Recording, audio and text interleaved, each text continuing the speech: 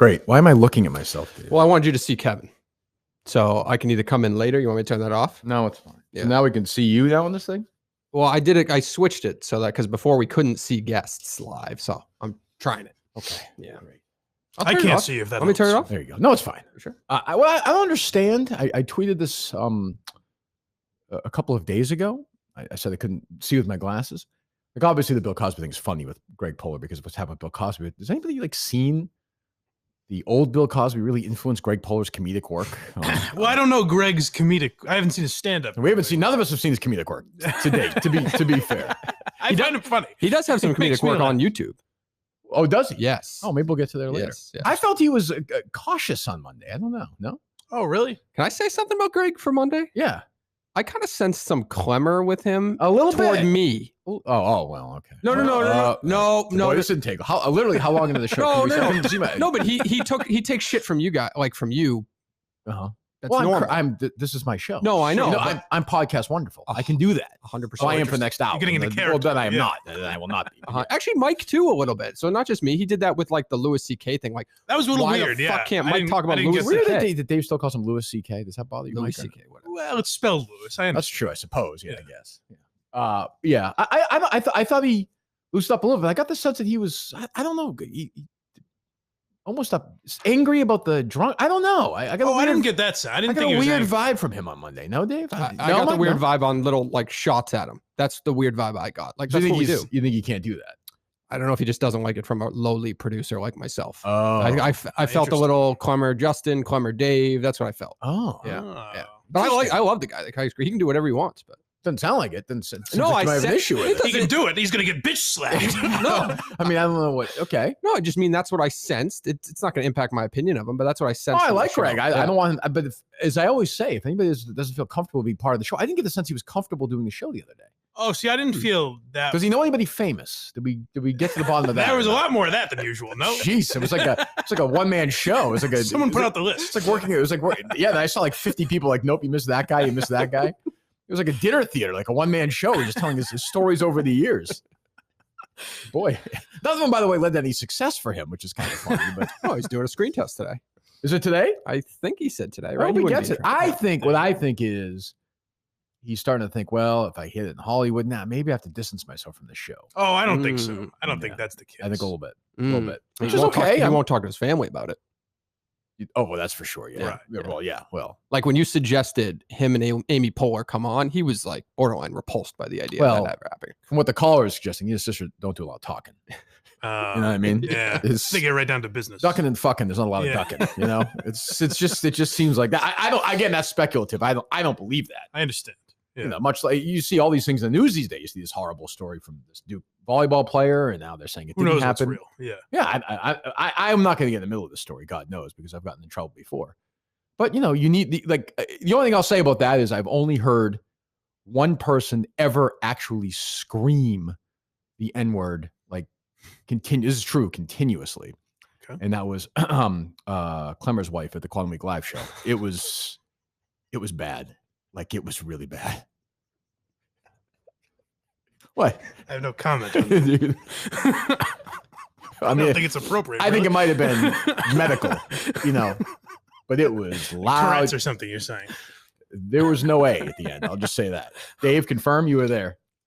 Confirmed. Yeah. Yeah. It was cold. I don't like saying that. It was but- cold. I wasn't there. I don't It think was that cold. The popcorn was bad. I was going through some mental stuff. Maybe I was hallucinating. happened. Right. But oof, I just understand. like it's never appropriate. But I'm like, you're talking about what movie were they talking about? It had no context. Was it? No, it wasn't Fargo. I feel like it was It something. was Fargo. Yeah, Was it I'm like, Fargo? What Yeah. does this have to do with Steve Buscemi? This is very weird. Right. Cannot believe I spent $30 to go to a live show where two people talked about Fargo. For I can't an hour believe you and a half. bitched about some Mexican food. Well, you know, I don't eat, so I got a plain hamburger with you last week. You didn't even eat it. I ate half of it. Yeah. Filled my tummy. I guess. Yeah, I suppose. Yeah. Shit restaurant. Klemmer getting absolutely destroyed on the internet this morning By who? Baseball Twitter and how last you feel night. that? By Riggsy? Well, Riggsy definitely. Any others? But Riggs is a St. Louis guy, though. I think that was the. But I think it sounds. I missed this too. It sounds like you're missing a fleet of people that were unhappy by this. Yeah. Oh, I mean, Will Middlebrooks was unhappy. He was like the first guy. There was Will Middlebrooks. Oh, the guy who the drip. Who There was like Jenny married, Dell's husband. It's 400 Yeah. quote tweets off of it, and it's just all good for people. he's got a little pissed off. reaction. Yeah, but Good he for also him. I don't think that was his intent. My guess is. But he was sitting on the fence. He didn't actually. I don't like, even have know one what. opinion. I don't even know. I don't even know what we're talking about here. So he wrote something about how Albert Pujols is on steroids, essentially, right? Yes. Possibly on Yeah. steroids. So he didn't go all in. He did not go all in. This is like my famous Jose Bautista take on WEI.com years ago, which A, got me in some hot water with Toronto blogs, which back then got me all excited. And B, got me followed, I think, by Jose Bautista on Twitter. As I said later, he follows like that's 700 million people. I didn't realize that came from controversy. So Chris's contention is that maybe, because I saw Albert Pujols as having a swell year, like his best year in forever, right? Didn't start off that way. No, Right. but he's got hot. Yeah. Correct. So he's taking a bunch of steroids and now he's getting going. Yeah, it's like Popeye. Does Chris have It's an instant thing. You just start taking steroids and you just take off. did Chris put his balls on the table and say that? No. Oh, he didn't. What did he didn't. say? He did not. He's just asking the question, basically. Oh, well, that's And- what I do. We're just asking the Yeah. questions. Yeah. Okay. Right. Yeah. So what? So if you don't make, God forbid, Will Middlebrooks is unhappy at you. Don't make me defend Chris Klemmer. Well, I I told him just- to delete this. Baseball, The did he bad really? thing. Yeah. What's that? Baseball Twitter is unhappy with Chris Klemmer. Well, he's right now. doing his That's all. job. He's a little shit stirrer. That's as always. Yep. The guy's got a lot of buzz over there. Yep. So That's good. what did he say? He He just put the numbers out. he just put the numbers out. He said post steroid era, you have to ask the question. That was kind of his thesis. It's like Oh. you can't even enjoy when somebody's doing this well. It's on your brain that they could be taking steroids. You can't enjoy I have to it. say, none of it is on my brain. I know he's having a nice year. He's old and he's hitting a bunch of home runs, right? Yeah. Oh, wonderful. I didn't even know that. I assumed he was in the All-Star game just as an I homage. think, but I think So he that- was. I think he yeah, was. I think yeah. he got hot after that. Like I Okay. think he's been like the best. I looked at this. I think he's like been the best hitter in baseball. I don't want to do this, but he's been the best hitter in baseball like the last month. Wow. You know why? He's jamming that shit in his arm. That's why, Evidently. Mike. Yeah. Yeah. Oh my God, he's juiced to the gills. Dave was hot about that. He turned on St. Louis Sports Talk Radio to see if they were talking. Were they about saying this. anything? Right, not when we Sadly, turned no. it on, but No. I'm sure they were. I met mean, those guys at the World Series. Some of those morning guys when I was there in 2013. They seemed like nice guys. wacky Oh. guys. No, very middle It of the didn't feel country, wacky, laid back, yeah. On the little I heard. good guys, and they were kind of like they did the whole like, "Oh, you guys are crazy. You're from Boston" thing. Are those Audacy guys? Are they or no? Do you know? Oh, they were, yeah. Yeah. They got fired, yeah. Well, As everybody else. sure. Yeah. I love the idea.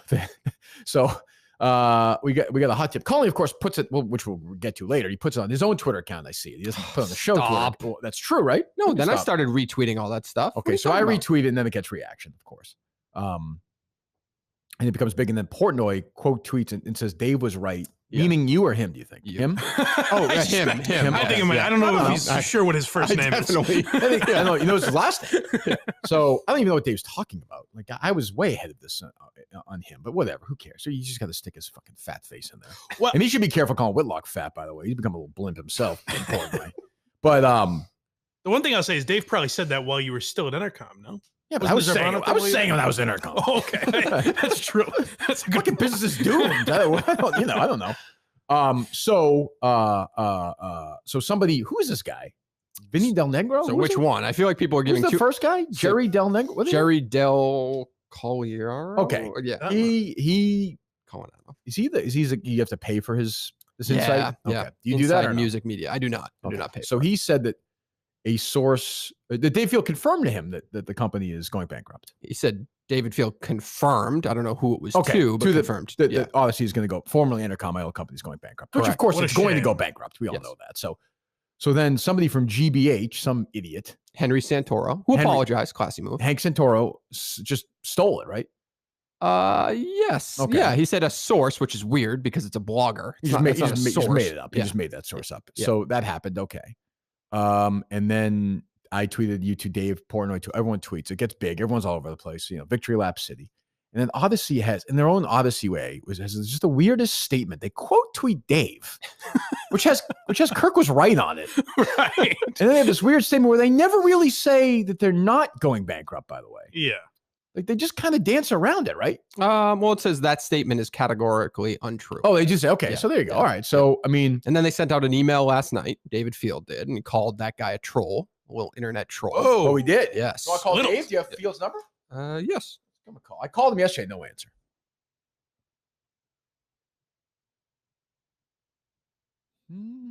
He's saying this Del Negro guy is a troll or I don't Dave Portnoy? I don't think that's Coliano, I think. that's Yeah. his name. Jimmy So Del Coliano. Jerry Del Coliano. Okay. Hi, this is David Field.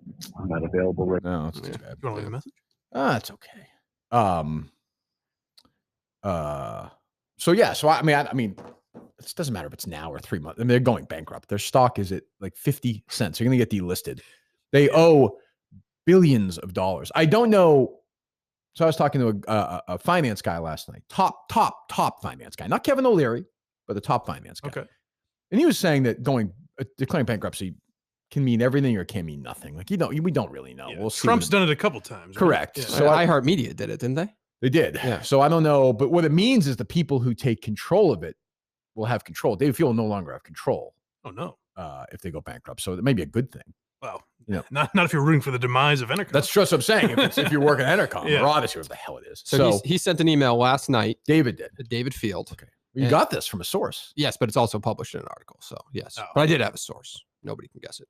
I am reaching out to address some fake news from an industry Your source troll. currently going down on a chicken somewhere again before. he No, does it. different source. Nobody could guess my source. Okay, go ahead. Dialed in. Okay. From an industry troll about Audacy that is currently circulating.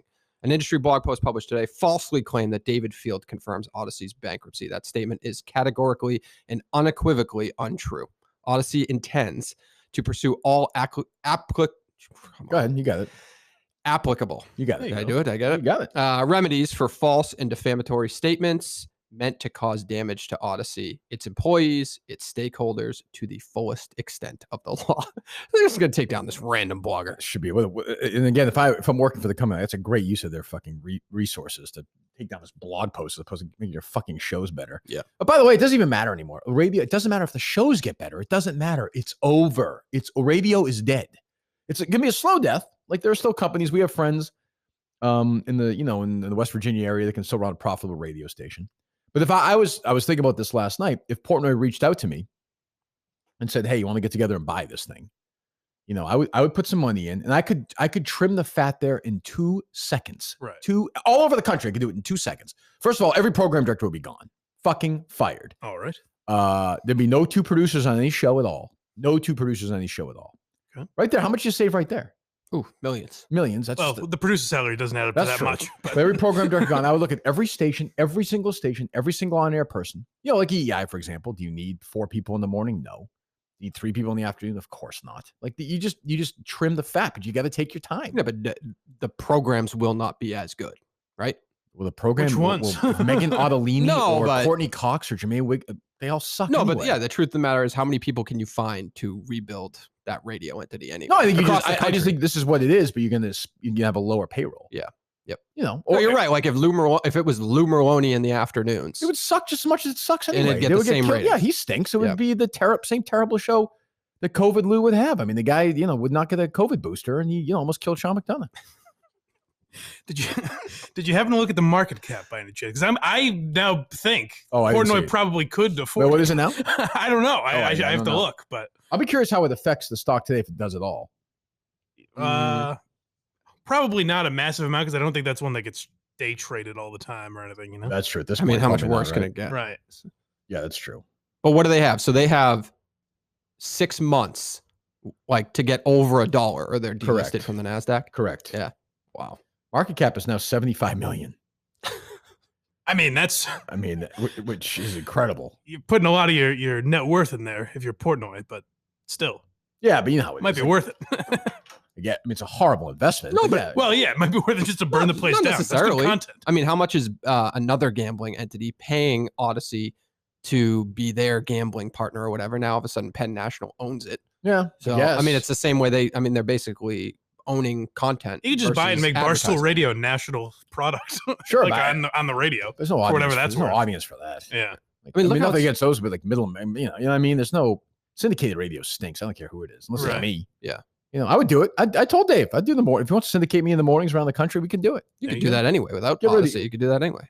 We just do it ourselves. Yeah. Barstool doesn't care. They let people do whatever they want anyway. I mean, the great Grace Curley and Howie Carr do that. Why couldn't we? True. We're on YouTube right now. We could do YouTube OnlyFans right now. I could take my fucking dick out, start stroking it, make a few dollars. Can we take donations on it or no? Absolutely. Will YouTube allow that? Yeah, they do weird. Like you could do a $30 subscription per month, but then you can also like charge people extra. So if you want to see my cock, obviously $100 right now. $100. What a deal, folks. Mike, you in? To Hey, show? put No, a I'm cock in Mike's mouth. I don't want. Let's make some money here. I'd rather receive. Yeah, I don't want to show Yeah, I anything of my understand. own. I understand. I think Kelly Keegs actually kind of talked about that premise on her other line show the other day, actually. Oh, I'm embarrassed to say I didn't hear this. We have Nick from Boston who wants fashion advice. Nick, what's going on? Hey, yeah, I was just curious, how much for a pussy pic on OnlyFans? Jesus Christ. How much for a pussy pic on OnlyFans? The price is non-existent because you'll never see my pussy on OnlyFans. But do you want fashion advice? Because it sounds like you have shitty fashion sense. Boy, so. she's good. Ooh. Boy, she's good. Buried. See you later. R.I.P. Imagine if that God, guy was like, she's good. "What? You think I have shitty? Why would you say that? I like my shirt. I was just playing around." I want to see your vagina. You know, you're making fun of my clothes, asshole. There is it's a little silly to be smug about OnlyFans. Like the Well, idea she's that on someone's it. the idea that someone's gonna ask you about your pussy. Like, hey, if you don't want to show it, don't. Yeah, but you're on OnlyFans. You and, are like, on a plus platform. you're on that a does Barstool like call-in show. Fucking play around. By the way, this idea that OnlyFans is for other things, like that they're trying to play it off as, it is a sex site. It You're is saying this. It's just- They were Alex, on like token company almost CEO. shut down when they tried to get rid of sex. OnlyFans is trying to rehab their image. Okay, they're not trying to rehab their image. It is a sex site. People masturbate nonstop on OnlyFans. I know you did. Well, yeah. A couple times. Yeah. Jesus, that's fine. I was also part of work. So. Try to understand. Yeah, I understand that. What else is going on? Jesus, sorry. I'm blanking. I'm sorry. If I can go back to the beginning, the one thing I did notice from last night, yes. I tweeted out that Rob Schneider video, and now for the rest of time, whenever I see Rob Schneider, I'll just think Amy Poehler, if she just mentioned Deuce Bigelow, could have done something about this. That's true. Like he's on the brink of insanity. You're right. And it's probably because of that. I asked Mike if that Glenn Beck interview was before you guys were talking about him the other day, No. because then all of a sudden he's trending yesterday about how awful SNL is, and he's all fucking weird about It's the the Kate world. McKinnon thing, which is like 6 years old. Like, Yeah. I mean, like, he's not wrong, by the way, but like, it's not like a fresh. Why is that considered like an interesting take? Because he was on the show.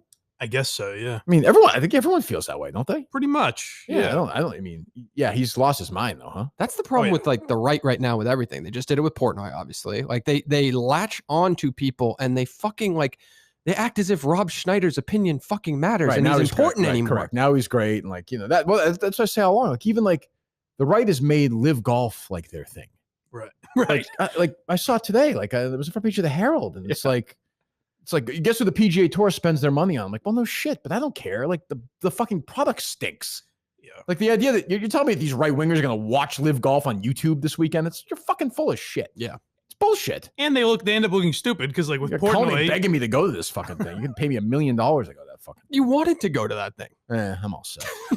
I'm with Freddie on this one. It's so fucking boring. Go on Sunday just to see what happens at the end. Oh god. You can see the concerts that they're putting on. Those are some good shows. You're very into that. I just think I think it's crazy that that's how they have to market their product. They have 10 people who were number one in the world at one point in Yeah, time. but I told you this, and you and Mike, for some reason, don't want to believe this. Nobody cares about it because there's no stakes to the event. one day. There's we'll no get there. stakes.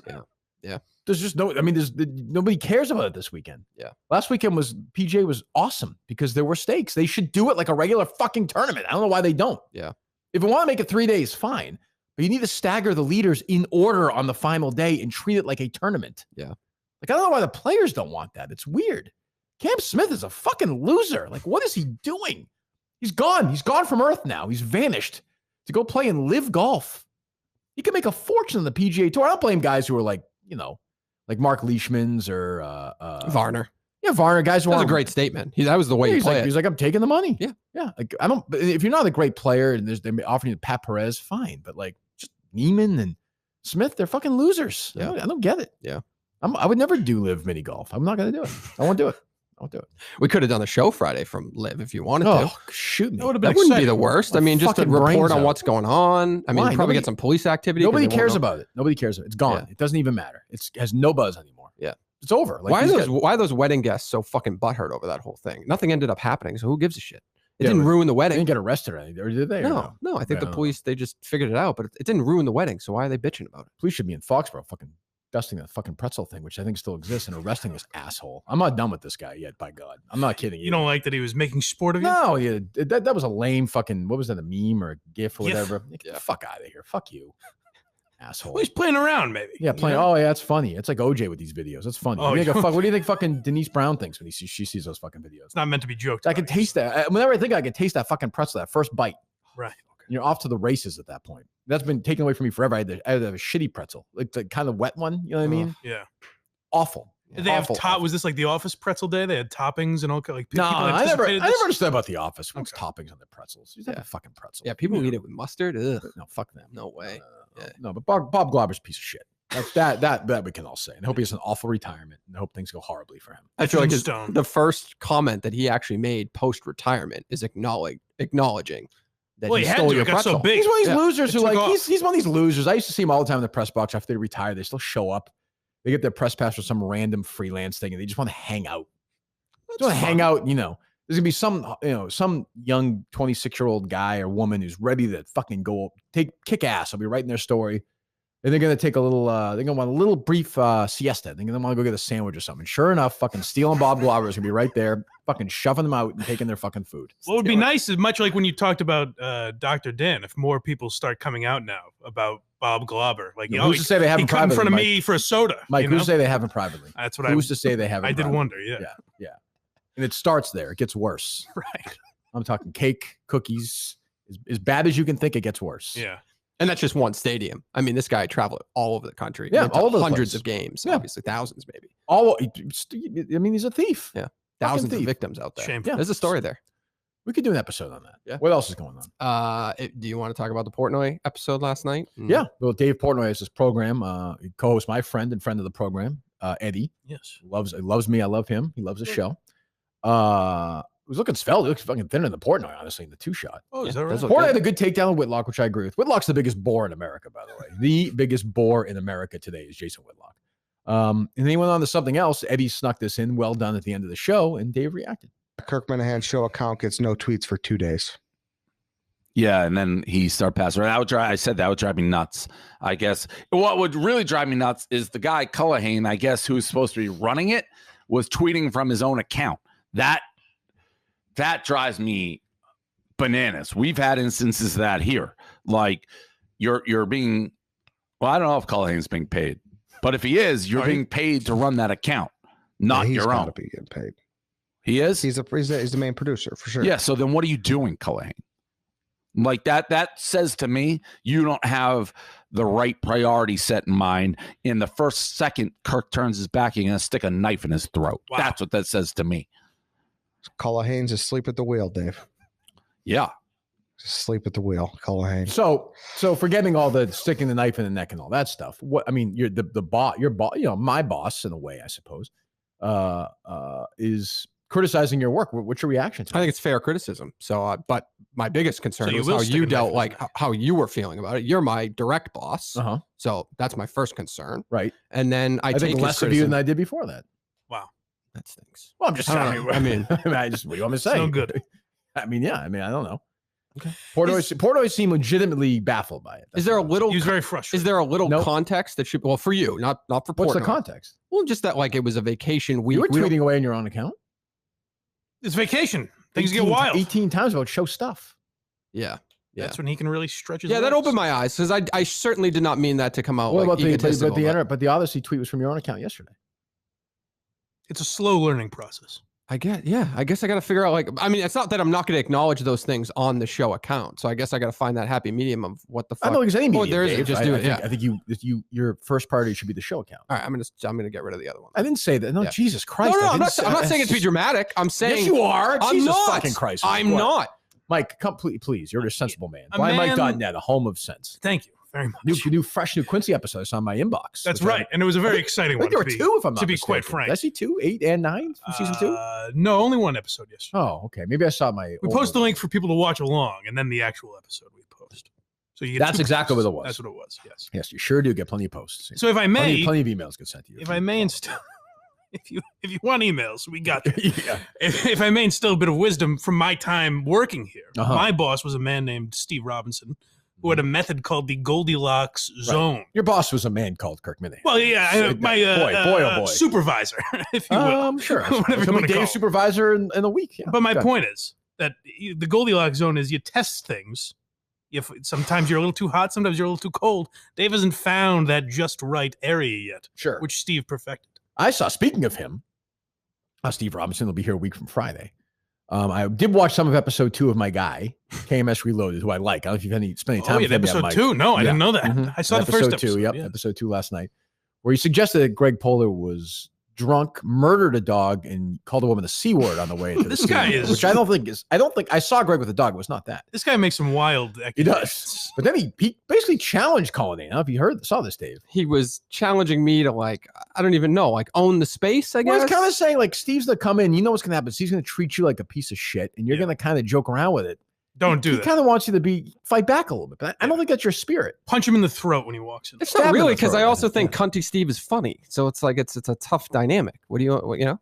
Well, I don't know. Do you feel like does it bother you that you're gonna be sitting over there and Let's Steve's do gonna this again. Let's do this one again. I'm asking Rehash you a yesterday's show. question. We didn't do a show yesterday. Or Do Monday. you think does it bother you that you'll be sitting there and Steve will be sitting in your seat? It does not bother me from the show's perspective, from the That's not what content of the show. Does it bother you in any perspective? It doesn't bother me personally. It bothers me. Okay, so this bothers you. It bothers my family. Hold on. Who does it bother? Hold on. As I form bothers my this in my family. head, as I formulate this It's response amazing in to my watch this live. Yeah, it's a challenge at this moment. Incredible. Yeah. I don't like that I put you in a position to think that Oh, that's a forget it, funny Mike. bit. No. To think that that's like a funny bit. I wish you were just like, oh, that He would let you never, down. that would never come to your Well, brain. can't both be true? I mean, can't it be funny and also be like you're an idiot? I mean, Sure. Yeah. and it's gonna be funny to have Steve here. Sure. Right. It'll be Are you gonna be here for that, Mike, or no? That day you're not here. Or Do you guys, it's usually the day I'm not here. But you want to be here when Steve's here? Or no, it's up to you. We can move the days around next week. Sure. Yeah. Well, I don't know. I mean, if you'd like to see Steve again, you haven't seen him in a long time, I right? haven't seen him in a long time. Well, he's not Well, invited to the I mean, we wedding. saw him in and, Magnolia. You were in Magnolia. Yeah, right? yeah. Sort of. Yeah. I was there. Eating nuts in the corner, crying. None of these things happened. I was on the program. You're saying you need any nuts and you didn't cry that weekend? I find that hard to believe. One of I those. cried when that One of was those I there. did. I won't tell you which. I did both. What else? Did you see Graham Bennett on the live broadcast with his wife? It looked like a hostage video, if you ask me. Didn't want to be there. Filter of it almost blinded me. I mean, it was like watching two, these are not human beings. I don't understand this. I've seen them in person. They're both lovely people. I don't know what attractive people. Why so much filter, Dave? Beats Are you me. a filter guy? Am I filtering? Am I Yeah. pictures? Yeah. No, I'm a crop guy. I'll crop things out, but I don't. How do you put do? I've never filters. done any. Here's a toupee. I'm Yeah. putting Oh, in my yeah. head. You shared the YouTube stream today, so that's I did. you're definitely learning That was technology. harder than I thought it was going to be, but I'm very thank you to Harry. That was very helpful. Yeah. Yes. Is today the first day? Is that what you said? Is today the first day? Or Yesterday. yesterday was. Okay. Yeah. School. Yeah. I saw your tweet this morning about your daughter. They're happy that she's leaving. They just didn't seem disappointed that she's. What do you leaving. expect? These Yeah. people just roll these. What do you want them They to do. cry over I this? know. They're not your. Yeah. Where's she going? So And by she's the in- way, great start is the principal is a day one Kirk Minahan guy. So of her new school of kindergarten. So Okay. now, not only does he know that I called my daughter heinous on Mhm. this platform, he knows my masturbation schedule. Wow. So you can take a big old suck in my dick. That's what I say to him. nice guy. Right, Mike? We've done kindergarten before, right? We've addressed that. The phrasing of it? Yeah. Yeah. Okay. All right. Kindergarten. I don't want to rehash an old thing. It just stuck think. out to me there. Well, how do you say it? I say kindergarten. It's kindergarten. Yeah. What do you- Kindergarten. kindergarten. A lot of people say that. That's a very Massachusetts thing. I think that's almost like a within Massachusetts. I think he's thing. the only person I've heard. No, I've heard that before. Oh, okay. Yeah, I think. I don't know. Who knows? It's just a Maybe in my head weird. now It's a because weird word. Yeah. It is a very strange word. Yeah. I think we looked up the meaning of it, did we not? Like the origin of it. Yes. German, I believe. I think so. Yes. I think so. Yes. Yeah. It sounds like it. So, didn't Graham call them mini fans? I hate that. Oh, I'm a Graham Lord. guy, but Yeah. And then, oh my God, just say hi to the Kirk Minahan show so we can stop talking about it. Hi, Kirk. Well, I don't know if I should say it now or if I'm on his podcast. what a fucking ball breaker, huh? We would never That allow bit. such Hi, debauchery. Kirk. We Hi, would- mini We fans. would never allow such You debauchery. made my life hell for about a week. But I guess No, it's good. This was not a great show. Obviously, I watched a little bit of it, but that's almost like if you ran over Jessica Simpson and Nick Lachey, is that his name? Yep. With a truck. Boy, that's a good. and then put them in comparison. front and have a show together. That's about what you would have with the chemistry and enthusiasm right there. I don't know what to say. I mean, and I'm a Graham guy, Yeah. That's it in that family, really. I would say if I rank them, Graham, Alex. I do respect Alex. I don't know, but after Alex's parents, who I'd put first. I mean, I think you got to put Content Kim there because at least she has a platform to say things. You golf. So what? You guys To are hand golfing out cookies buddies. and tell have terrible shows. Like I don't, No, but she like tweeted about you and stuff. Like she spoke. The dad, what's the dad said? He He's hasn't said a running word. Well, he's not a content person. Sure, but he can find a way to tweet. He can find a way to Maybe a post sort of something. account. I don't know. Yeah, there you go. What else? Yeah. Not a ton. What the more. hell's wrong with you? It's the way you're just like switching so fast. Like my brain is not responding to how fast you are. We're on the highway to the danger zone here. How much time am I supposed to put in on that video? What would you like me to say? I don't know. It's not a big deal. Did you see this article about Grace Curley is building a New England media Let's empire? pretend, Dave, I have no idea what you're talking about. Ooh, There is an It's could have article. been Steve Robinson's empire, Mike. for sure. So So is she doing probably is she on like a bunch of shitty AM stations all over the place? yeah, Is that the deal? they're syndicating it out. But Who wrote this? this is by it's the publication of that Jason Barrett guy. Would this be a simp, Mike, or is this a cuck? What is this? Who writes something like this? This would be. What is this? I would Dave? guess a simp. Yeah, that Definitely would be a simp, I Simp would believe. be better than cuck. Jason Barrett, by the way, is the biggest pile of dog shit on God's green. Wow. I would not let him darken my toilet paper. I fucking hate this guy. Jason Barrett will lose a lot of money if Audacy goes bankrupt. He's the biggest whore there is. It'd be less of a whore if we went on OnlyFans and fucking sucked David Field's cock 24 hours a day. It would be less than what he does. Has that changed over time? I don't remember this hatred for him. No, last I time. hate him. But he's a whore. He's one of these guys who uses them. He's everything that's wrong with is why if you want to see why radio is going to die, put a picture of his bald, fat, stupid fucking face, and that's why radio will die. Okay, go ahead, Dave. Well, it's an entire article about her rise up the ranks of radio to syndication. So apparently she's building this. Who is this? This is the person with Howie Carr? This is Middays Grace on Curley, middays. WRK. 12 to She 3. stinks, right? Which Howie claims she's the #1 midday show in the market. I don't know if that's Like probably factually accurate, 75 and older, probably. but Yeah. I mean, nothing against Grace. I'm sure she's a nice person. I've met her a few times. She's nice. Yeah. But she must stink. I mean, no? Mm, Steve always had great things to say about her on air. Is she on air? Is she did she take really, really surprising sides on situations? Oh, yeah. I'm sure Does she? she's Yeah. really. I mean, I don't know. Maybe she's really good, but Well, I heard her say, I don't listen much, but Joe Biden appears to have dementia. oh, is that right? That's right. Is that right? Yeah.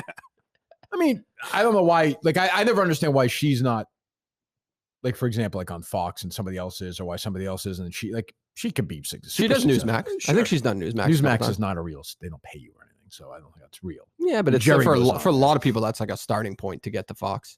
I guess. I Young mean, up and comers like Grace and Jerry. but I think Howie's got her like, well, call Kathy if you want. We can get a comment. I don't know.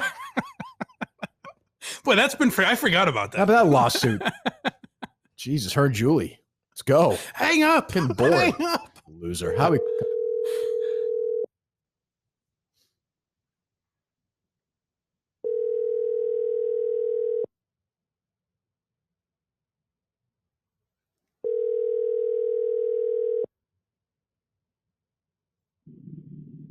You've reached the cell phone of Kathy Carr. That's too bad. Yeah. That's too bad. Yeah.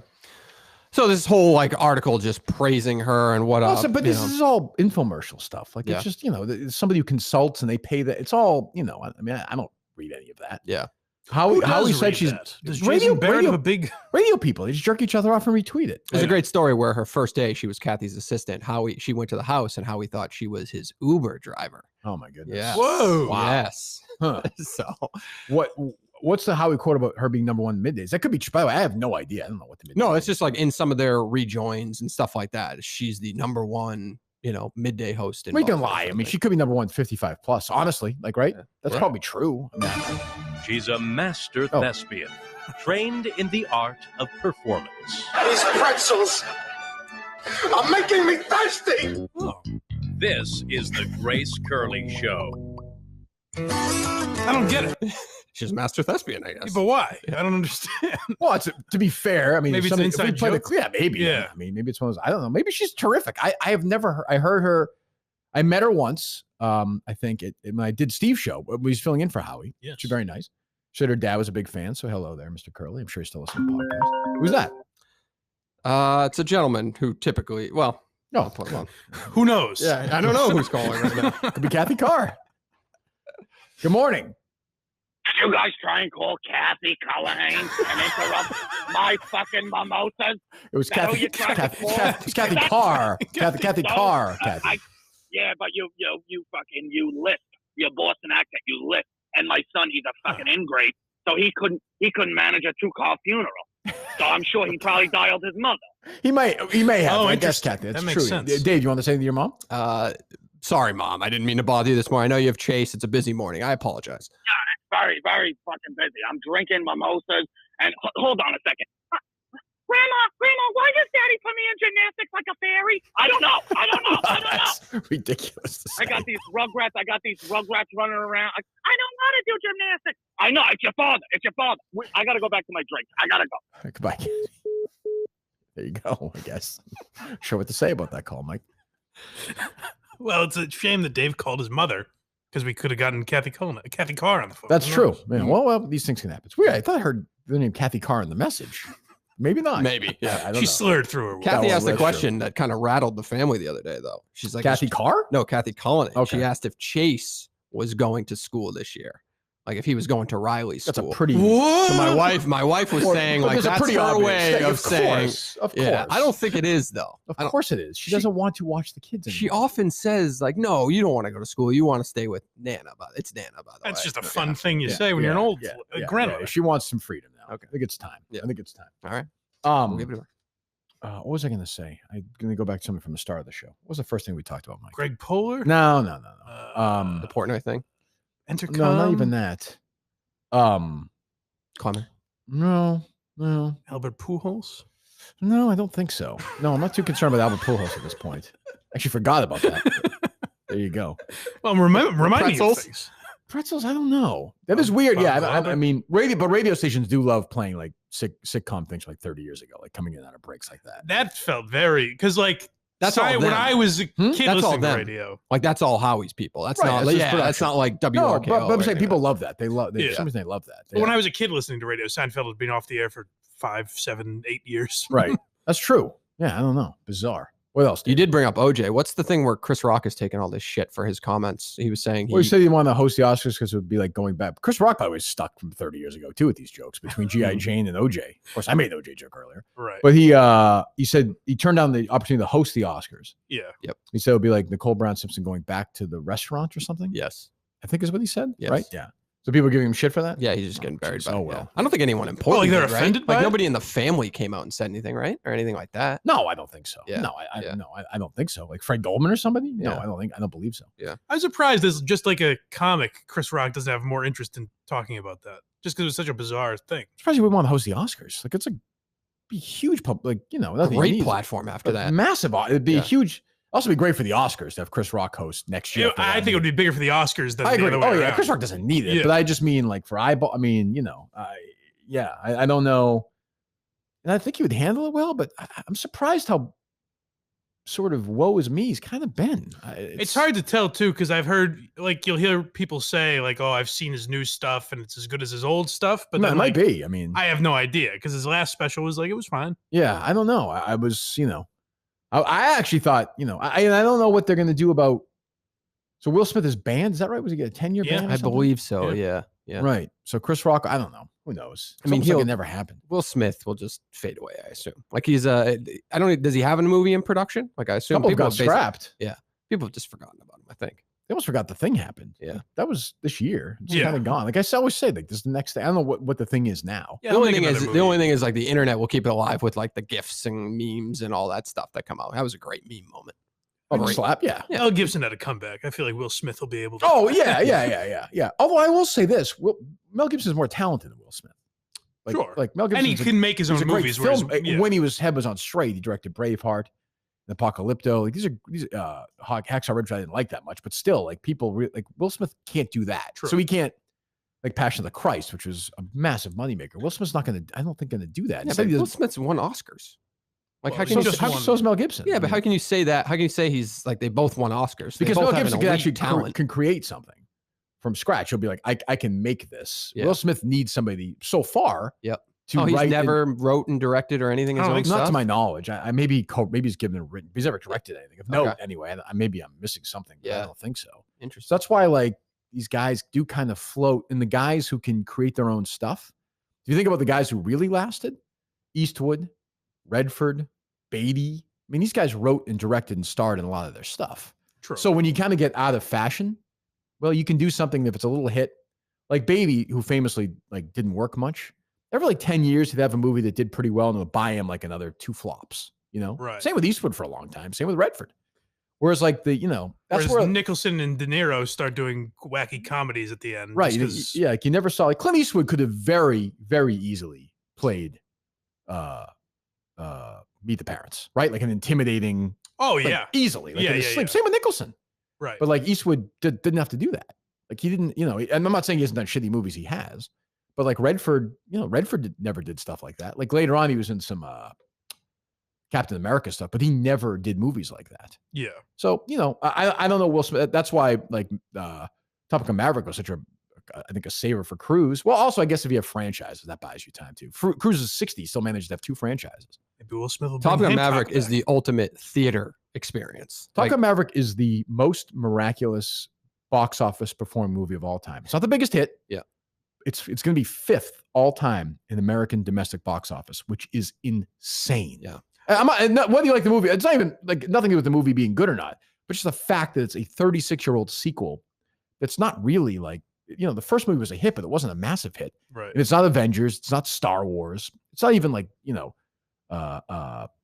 whatchamacallit, Avatar, which is sort of its own. This is just like a movie about a bunch of guys flying around in planes. Yeah. It's funny too. I enjoyed the movie more than you. Like I liked it. If I saw it on TV, I probably wouldn't have liked it that much. But in theaters, it was fine. cool. Yeah. But I saw on IMDb, it's in like their top 100 movies ever now, or something. Of course. like that, People which is nuts. I'm telling you, it's going to get nominated for Best Picture. And I think Tom Cruise might get nominated for Best Actor for that fucking performance in that movie. Which is really insane. Yeah, I think so. That would be so crazy. I mean, it's the movie story of the year by 50 fucking lengths. It's not even close. I know like 50 people who saw it and they're like, that was the greatest movie I've they've ever seen. That's a lot of people who feel like that way. stretch. And then my wife watched it. We watched it like the day it came out on Oh, yeah, digital what'd or you think? whatever. I didn't get their calling review. And she thought it was awful. I'd be right in between your wife and those people who think it's the best movie ever. I went to see it in theater before, so I saw. it in theater, yeah. Well, that's the thing too. If you're just watching it on TV and you're not a Top Gun fan, it probably is kind of awful. Oh, she said it was like she just did not understand. I will say the scenes, like there's a scene where Cruise and Jennifer Connelly kind of sleep together. Yeah. It's embarrassing, that scene, the way it's filmed. It's like, it's bizarre. Cruise is bizarre. He's just a bizarre person, but like I've talked to people who are like, that is the best movie I've ever seen. I'm like, well, I don't know but if you feel that way, that's great. Like, I mean, and it continues to. It was pretty good in theater though. I don't know what Honestly, it was. I don't know why. Yeah, it was enjoyable. Honestly, like the original Top Gun, which is one of my favorite movies. Like, I understand if I saw it now for the first time, I wouldn't feel that way. Like the opposite was true for me though. I didn't really care that much about the flying stuff. It was confusing, but I liked the other stuff. In this movie, the flying stuff was great. Yeah. The other stuff I was like, this is just fucking stupid. Yeah. Right. It's just nonsensical. But but sometimes it's like you gotta get your fucking, for me, it's like you gotta get your head out of your ass. It's fucking Top Gun Maverick. Stop worrying about like the specifics and the details. Just have a good time. Right, but for an Oscar, if you're saying it's going to be nominated for an Oscar, It's going to be nominated for an Oscar. Is an Oscar-worthy movie where they throw Tom Cruise out of the bar and shit like that? Well, you just like this wouldn't happen. You have to just like give credit to it somehow, like important credit. I mean, I'll give it important credit if you'd like. Yeah. It's an incredible accomplishment they made the money. It's amazing, and they got. That's not enough. Like, what would you like me to do? No. I'm just saying, would you like me to go to Tom Cruise's home? Like, what am I supposed to do? The industry like has to, in a way. This is how because I of the feel. Academy Awards of them. Yeah, like I think they have. It's like the way they pay respect to what is a monster. Between that and Spider-Man last year, I mean, these 2 movies have like saved the theaters. Like they've made almost $2 billion in America combined. One change is filed for bankruptcy, right?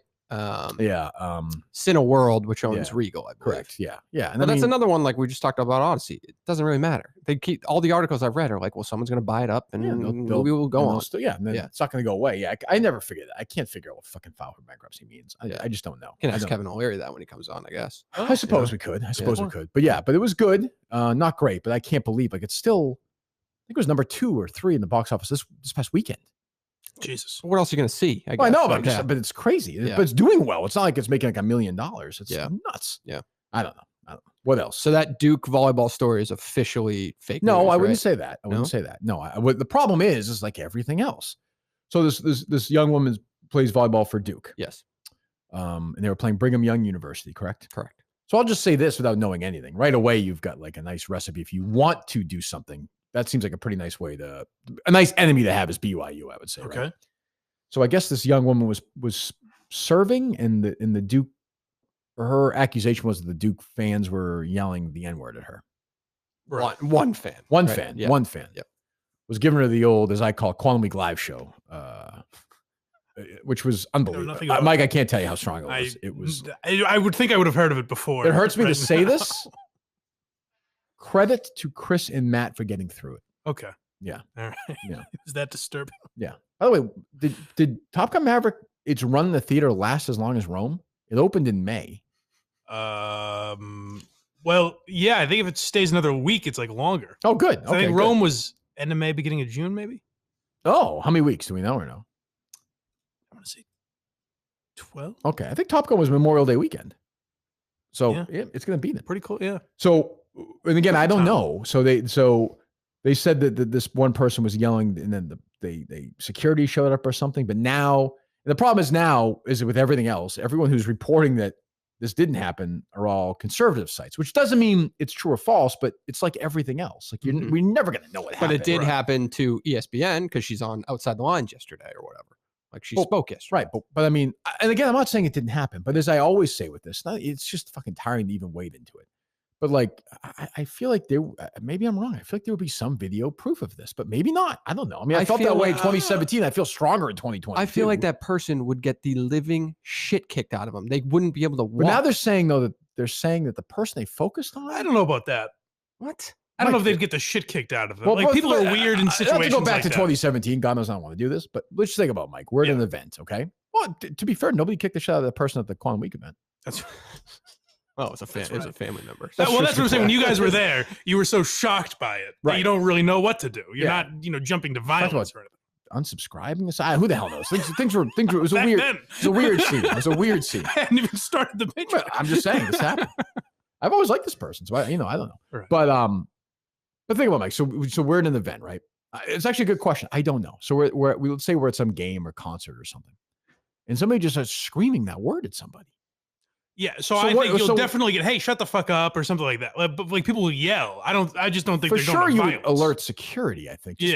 I would do it just to be like, just make sure like this isn't me. I don't think you alert security. I think some kind of fucking ruckus. action. No, I think some kind of ruckus starts and they just end I don't know up. if it's a ruckus or not. Like what? It's a pylon. I think somebody acts. Somebody goes up to that person and starts like they start yelling at each other. So it seems like again the story's confusing to me. And again, I don't know if it happened. Like I always say, put them all in jail for. I don't care. Great, you suck. Yeah, but they're focusing on somebody who may have Down syndrome or something. Have you seen this? No. There was one of the students there, and now they're saying that that's the person that they're saying said it, but he didn't say it. I don't know what the fuck's going on. All I know is, like I said, is I always ask for proof, but if you ask for proof, you're a racist. So if that's nobody believes the proof. Like the police came out and said the person was like on their phone at one of the points and did something else. The police saying that the police saying that he said it? No, they're saying they don't believe he did it. Right. Like at this point. I just honestly, my first reaction in 2022, and this is maybe coming from a place of privilege, is I don't believe that somebody would scream that in a sporting event. I've been to 5 zillion Boston sporting events in Boston, which is supposedly the worst place on earth. I've never heard anybody scream that word. I don't think it's impossible, particularly at college where someone could be fucked up or how many trying times to be funny you heard somebody or scream whatever. that, Mike? Never. In public, Dave? I don't think. Never. That's what I'm saying. Like I don't. Well, once, but sure, that was different. But the other thing too is when you hear enough of these stories, there's people in the world. Like that's to say, oh sure, just because the three of us have never heard it, it's happened in the world of somewhere. Course. Oh no, of course, no. There's times where it's definitely happened, and even no question. And that's also to say, like that person could not even be a racist and just some asshole trying to be funny or something. Sure, like just be an idiot, a dick. But yeah, I mean, so I don't know.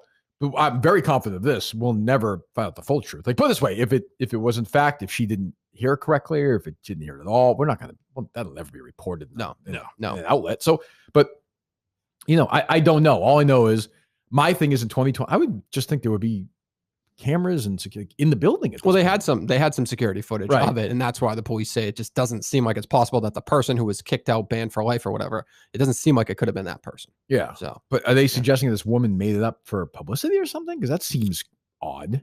I mean, why else would it? Yeah, I don't know. You're well, right. She might have heard something. I don't know that, but that her assertion is that she heard something. And then I saw that she has an aunt who's a very political figure running for Congress in Texas or something. And she was tweeting about it right away and saying white people are terrible. And so I don't know. It's a weird story.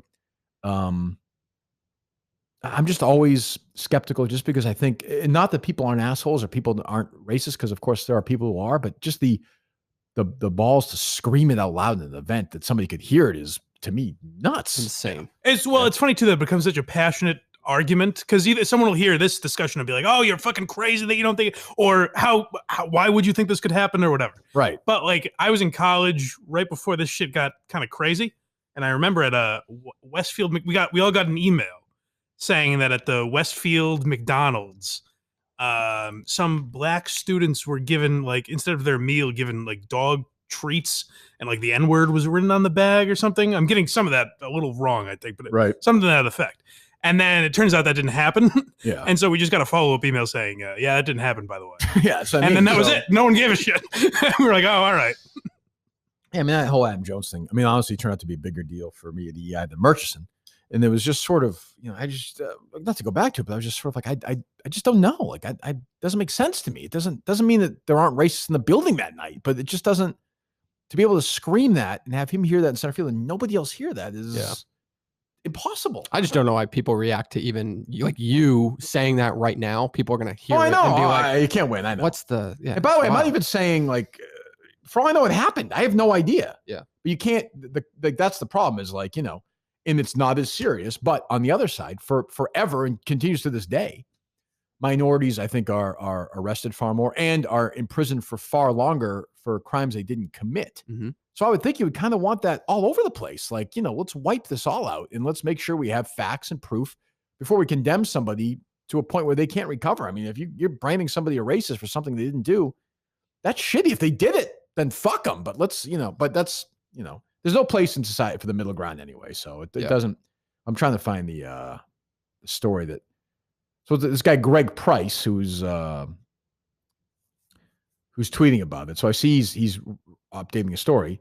So look at this. He's got a blue check mark and his first sentence is God is real and dudes rock. So I'm like, all right, well, I know we are here, So he works for X Strategies LLC. So which I'm sure is a Republican thing, right? Okay. So my thing is though, like, and so I'm as guilty as anybody else, Mike, because I see that I'm like, oh, well, I can't believe this guy. Well, but maybe he's right. I don't know. Well, sure. But you know what I'm saying? One side or the other is right. Either it did happen or it didn't happen. But why is it? But the problem is they're making it up. All of them are making it up because they want it to be this version of the truth. But why is it inevitably when a story happens like this, that the people who are looking to prove it wrong are on one side politically and the ones who will deny it are on the other side? Because it becomes a thing where you're tired of hearing from those people on social media, if it's liberals or conservative, whatever it is. Right. You're tired of hearing from them on social media, so you want to tell them to shut the fuck up and you want them to be wrong. Like, it's a team thing now, where I don't know if that was the way in the 90s or 80s, The officers, this is from this Greg Price guy, who again could be a lunatic. I have no idea. So take it for what it is. The officer standing in front of the BYU students told Duke coaches that, he's quote tweeting a St. Louis Tribune story, Salt Lake City Tribune story. Campus police say it doesn't appear the man who was eventually banned was the person shouting at words. So there may be somebody else. Yep. Based on initial review of surveillance footage of the crowd, the individual who was banned wasn't shouting anything while the Duke player was serving. She very distinctly, this player said, heard a very strong and negative racial slur come from the student section during Friday's match while she was serving. She very well may have, so I have no idea. I don't know. Well, it's because the reason too why you say, like, why is it such a political thing, like divided like that? Like, there was an article I saw on Twitter the other day saying, like, why are critics and fans of movies so far apart in their reviews? And they were talking about how, like, a movie on Rotten Tomatoes could get 90% from fans and 20% from critics or vice versa. Right. And the answer is obvious, because, like, with the Adam Jones thing, if you say like, hey, this movie about trans people, I didn't think was that great. It's like, oh, you don't like trans people? You're in that trap. No, I thought the movie sucked. Right. What are you talking about? Right. So now it's like, if you say you don't believe something, then it's a political stance rather than like, I just don't see that. But here's the thing though, like, it's not even like, yes, you're right, but it's even like, not even if you believe it or not, it's just saying, well, geez, did anybody hear it? Right. And then it becomes, well, why does it matter to you? You're racist. Well, yeah. I mean, I always wonder, like, why wouldn't 1 million people from that event come forward? Right. Like I'll be very clear. Like this, I did not Like I have no idea. I don't believe it was said at Fenway Park 9 to Adam Jones. I just don't believe that. Yep. So that's different. But here I have no idea because I'm just figuring it out. But you're right. Like, wouldn't somebody else there, somebody else who played in the games or not? I don't know. Maybe because she was serving, she was that much closer to the student section this year. She heard something. She very well may have heard something. Yeah. I don't know. I was thinking about people coming forward last week, actually, because they were reposting the anniversary that Kelly Keegs like went viral. Did you see this? Oh, I did see last that, week. yeah. And I guess she was like live tweeting a breakup on Is that a how she plane. got the job or something? I remember that. I may have been at Barstool for that. Yeah, that's where like her relationship, I think, with Barstool and KFC and all this stuff started. Or whatever. Yeah. And I then just Googled it. I was looking around and I was like, it was everywhere. I'm talking, it was on local news, national news, every website you could possibly. Where are those people? I tried to search. I couldn't. Like, don't you think if you went viral on a situation like that and you came off either looking like an asshole or maybe the girl is kind of a victim in that situation? It depends on how loud they said it. It could be people. I have no idea. No, I just mean like that story was so big. Don't you think those people at some point would have said something that, that was about me? Hey, that was an asshole move by her to like I was going through a breakup. You're saying it didn't happen. I questioned it. Oh, I started like looking this. I started looking at it. Oh, I would, if I were that person, I would be like, oh, that was about me and it wasn't as bad. Don't dance, Dave. Don't dance. Is it made up? Yes or no? I believe it's made up based on my research so far, but your research so far. That's it. Sure. 7 years later. I mean, investigate. I don't know if I'm considered a case producer, but I've done some of this stuff. You've liked some of the work I've provided, and I'm saying it's not true right now. He's dazzled you? Completely. So I don't really know the story. So there were two people who broke up on an airplane. And Kelly Keegs, who hosts a call-in show on Sling. Is that correct? That is correct.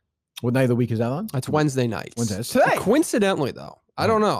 I listened back to a couple episodes. She gives away a live phone number, which is great. I love live interaction. Yeah, It's so fantastic. we take calls from everybody all loves the time. it. Everybody loves it. Coincidentally, this week, for some reason, they're promoting voicemails. Oh, interesting. Interesting. Interesting. How that works. Huh. Yeah. Maybe they'll take calls next week. Good chance to call and talk to our friend. So she was on an airplane. Let's walk through this for a minute, Mike. Okay. She's on the airplane. Is she sitting behind them? She's either sitting behind them or next to them in a row. I don't really know, but she's there. She can document the whole thing. Yeah. Okay. And she just kind of live tweeted them breaking up nonstop. It was like, oh, well. Yeah. So you think it was a work of fiction? I'm just saying. I don't know. I have no idea. I'm not saying because I don't know. A story that big, especially on the internet, saying it's everywhere. One of these, is this a young couple? Yes. Okay. One of these young people would have figured out this is me and come forward. Correct. And I think the Google research. Are you sure they didn't? I am not sure. I just couldn't find it. Okay. So right now, if you said, Dave, do you believe it happened? I'm going to say no. Because I spent not a crazy amount of time, but a decent amount of time looking for those two individuals. And I did not find them. Okay. I don't know this. So it's interesting. So a story like that, I always would kind of question, right? Nobody I think it's our job. Yeah. Like, I'm not I'm a journalist, whatever, but I think it's your job as a person when you see a story to say, oh, well, just some capacity, as I always said, capacity of doubt. Like, does that exist? But it doesn't exist anymore. Like on both sides. And I use the example all the time. I know people are tired of it. If fucking Watergate story broke today, it would be a 10-minute story. No, that's not true. MSNBC would act like it was the biggest story of all time. Fox would not treat it like a story. Not a big and deal. It would go away after 3 days. Yeah. Because people just don't want to see it anymore. Well, it's funny too, because like our society now contradicts itself all the time. Like we'll have stories like that where it's like, how could you question Adam Jones or this volleyball thing or whatever?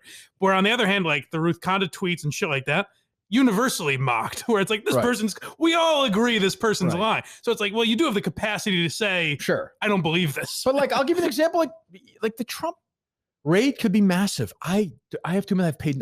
They've worn me out. I don't fucking care about it.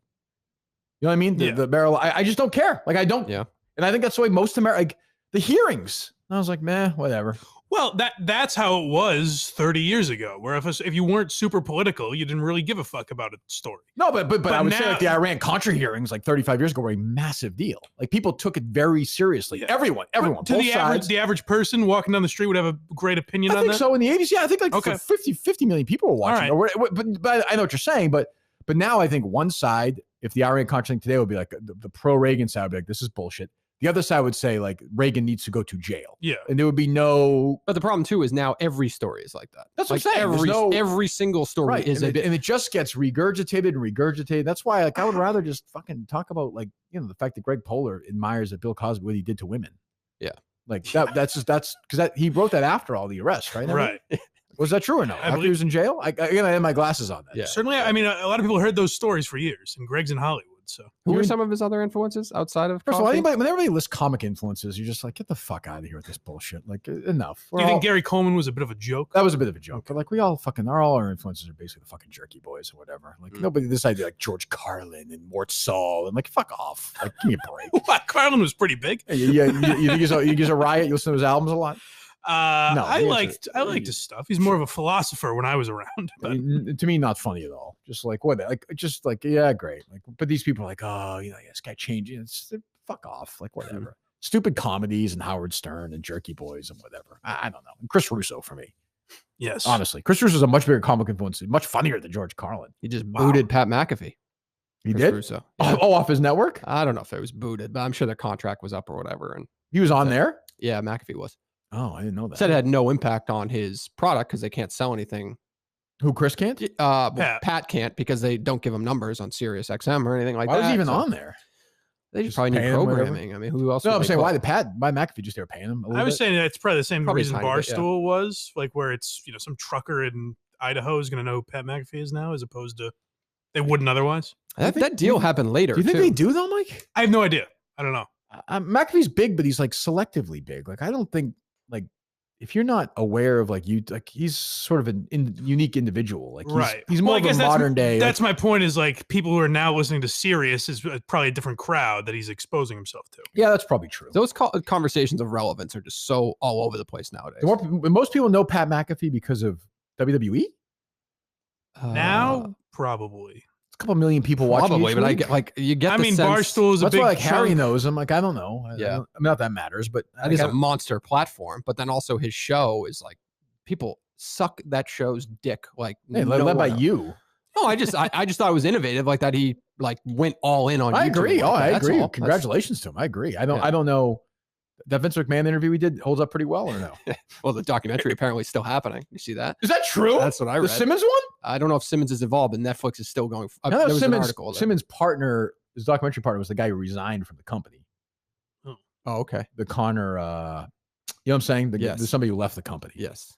So, is that true? Yes. How are they going to do that?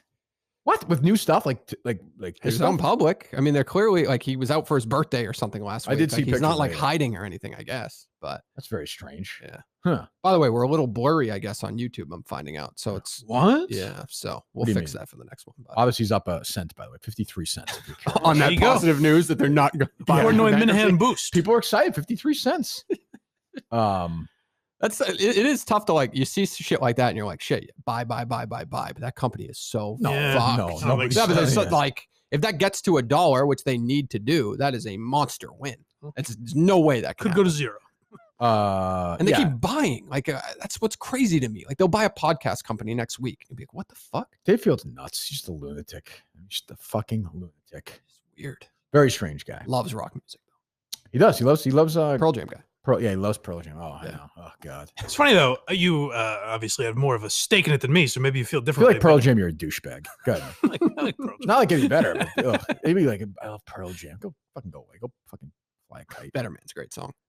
I was just thinking of 3-4 years ago, whatever it was, when I was all juiced up and would rally against Entercom and everything. Mm-hmm. And then when that came out yesterday, I was like, nah, fuck them. Oh, it's like, over. I didn't really care. Yeah, they're knocked out. Like, what are you gonna do with this? I mean, you're waiting for the death blows, all really. Right. So I saw that, and even that, I was like, well, they're not gonna go away. Like, just waiting for the company to just leave Earth. But maybe it'll probably never happen. They'll sell it. There'll be a different name. They'll try it again. Yeah. He just needs to go. Like they should be voting him. I don't even know. Like I don't know how any of that shit works. It's amazing to keep your job for that long. I guess a majority stockholder. I mean, he's one of the preeminent voices in radio. He had a decision to make in a major market of Boston: keep EEI or keep 98.5. He kept EEI. Now kept the Red Sox. Kept the Red Sox. It's true. Couldn't he have kept 98.5 and the Red Sox? Is he a Red Sox fan or a fake Red Sox fan because of the deal? He just likes to hang out with them. Like he likes that whole thing. I watched some interview with him last night, and the guy asked him, "What are your sports teams?" And he said, "Philadelphia teams for everything." And then I'm a Red Sox fan. Well, there you go. Yeah. Congratulations, by the way, 1,000th show today, Scallon Pals. Wow. Yeah. Really? Yeah. They've still been churning out. Boy, that network's still good. They still have Is it Jen Sturger? Is that right in the morning? Jen Sturger? Yes. Sturger in the morning, right? Is it Eric Decker? Am I wrong? Is he part of the family? Sounds right. Were they on the same then, show? Is that the married couple? Is that they were the Bickersons, Swings and as I misses? recall. Right. And then Scal Pals, and then our guy, Little Alex Costos, Jones. yeah. But we're missing somebody. There was some. There was a afternoon- big football show. Oh, was it Brian Baldinger? Yes. Sounds right. That's a lineup and a half, right? So How about- you were going to be the main voice of That's that. what they right? wanted. Yeah. They wanted me to right after Scal Pals and Swings and Misses, Kirk Minahan show coming on for 2 hours and handed it over to Channing Crowder and Brian Baldinger. It's amazing you had to sit through all those like meetings, whatever, talking about that product, and they're just thinking of Mrs. Swings, whatever it's Unbelievable. called. Yeah. How are we doing with our guest? Waiting on him. He should join up here in a second here. Okay, we'll talk about Milton's for a second. I'm wearing my Milton's right now. So is Mike. Summer is here. Milton's, the store for men, has everything you need to stay cool and look good this summer. Polos, t-shirts, shorts, swimmer. It's still hot out. Geez. Social Plaza, Braintree, Chestnut Square, Chestnut Hill. Of course, their new store at the Burlington Mall. Greg Poehler was the other day. Got his clothes. Thank you, Greg, for that. Get your summer shoes as well. If you have a wedding coming up, buy one, get one free suit deal is still in play. Just go to Milton's, look around, get some great clothes for the fall, for work. Just, and again, to look great, talk to some great people, have a great time. I mean, these people are asking Greg Poehler if he's in high school the other day. Very flattering at this place. Just a boy. Very flattering.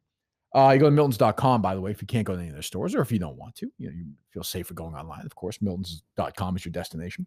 The original sponsor of Kirk Minahan, not just the Kirk Minahan show. You'll be as comfortable in our stores as you'll be in our clothes. Go to Milton's right now, please. We'll be there soon, I would suspect, Dave, some point here in the near future. I will say this, because I did give a shot at Greg Poehler earlier in the show. The beard thing he's got going on, that's working for him. Oh, you think so? It is. I'll give him credit where it's due. Oh, good. Yeah. Good. Yeah. Well, I mean, it seems like you don't seem like you're too happy with Greg at this point. I'm just disappointed if he's going to treat me like a lowly producer. You are. Why didn't you say this? I treat everyone Why didn't you equally. say this Monday? Why don't you say this on the air? I think I did. I think Oh, did I you? kept giving him. What happened? What? Give me one of the triggers. I just don't recall. One time I said like worse than your Twitter account, like something like she's worse. Katie Nolan is worse than. So your Greg Twitter is account. saying that this is a. We good to go or no? He just walked away for a second. He's got a nice light there though. When he walks back in, I'll give him. Greg is saying that this is actually just a joke. This sort of pun thing, like he's making fun of. That's how I always took it. Yeah, as did I. I don't know. Yeah. No. I don't know. Oh, here we go. I don't know. Oh, there he is. We got him. I'm here. There we go. I'm here. I had to blow my nose. What can you do? That's fine. That's fine. Good morning, Kevin. How are you? Very good, thank you. Good. So you're live now on the Kirk Minahan show. Nice to meet you. Normally, I said this earlier, I am podcast wonderful, but I'm gonna hand that over to you today out of respect. I think you've earned that. You've earned that right in that time. Either that or pay me a royalty. What do you want to do? Oh, I would love to pay you a royalty. I would love to negotiate that. I want $1 a mic until 50,000 mics sold, and then we'll call it a day. Well, that's why they call you Mr. Wonderful, really. So explain to me how the show works, and I'm a huge fan of the show and of you. You're my favorite shark by far. How are you guys going to pull off a live edition of the show? Because I would imagine the average pitches takes forever. No. Yeah, you've nailed it. That's going to be the big issue. So, the key to this is to realize in a pitch, in a live show, you're probably going to get about 8 minutes. Mm-hmm. Normally, a Shark Tank pitch is about 45 minutes to an hour and 10, and then it gets edited down to 8 minutes. Right. So these contestants are coming into a whole different format, which I think is going to be really interesting. We've been rehearsing it, and what I love about it is just sheer chaos because you're on live TV. You got 100 million eyeballs, including syndication. Don't screw it up because there's no way to edit it. You screw it up, sorry, it's over. And so I look at it and say, this is going to be the toughest pitch they've ever done in their lives. And no matter how many times you rehearse this stuff, because I've seen this happen for 14 years on Shark Tank, you're sitting in front of a mirror for months getting ready for your big moment. But this is a whole different deal. I mean, you're going to walk out there, 26 cameras, a live audience. I think the shit's going to hit the fan. I think this is going to be fantastic TV. What is the longest, if you may know this, what is the longest pitch you guys have ever had to sit through? Has there been one that's been 3 hours, 4 hours? Or? No. The longest pitch was 1 hour and 43 minutes by a real asshole. Okay. And it's so frustrating, just brutal. Yeah. But the product had merit. The guy was an idiot. So that was the problem. Which one was this? I assume it made air. it was a product called Toppers, and it was basically a very simple idea. You know, you finish your meal, your steak's half eaten. Yep. And you want to stick it in the fridge till tomorrow, which is what every millennial's doing, you know, in their condo, particularly during the pandemic. Right. This guy had designed a vacuum sealed topper. You just stick right on the plate. It fit 90% of the plates. Yep. And it was a great idea. And he had a huge order from Walmart, just a huge order.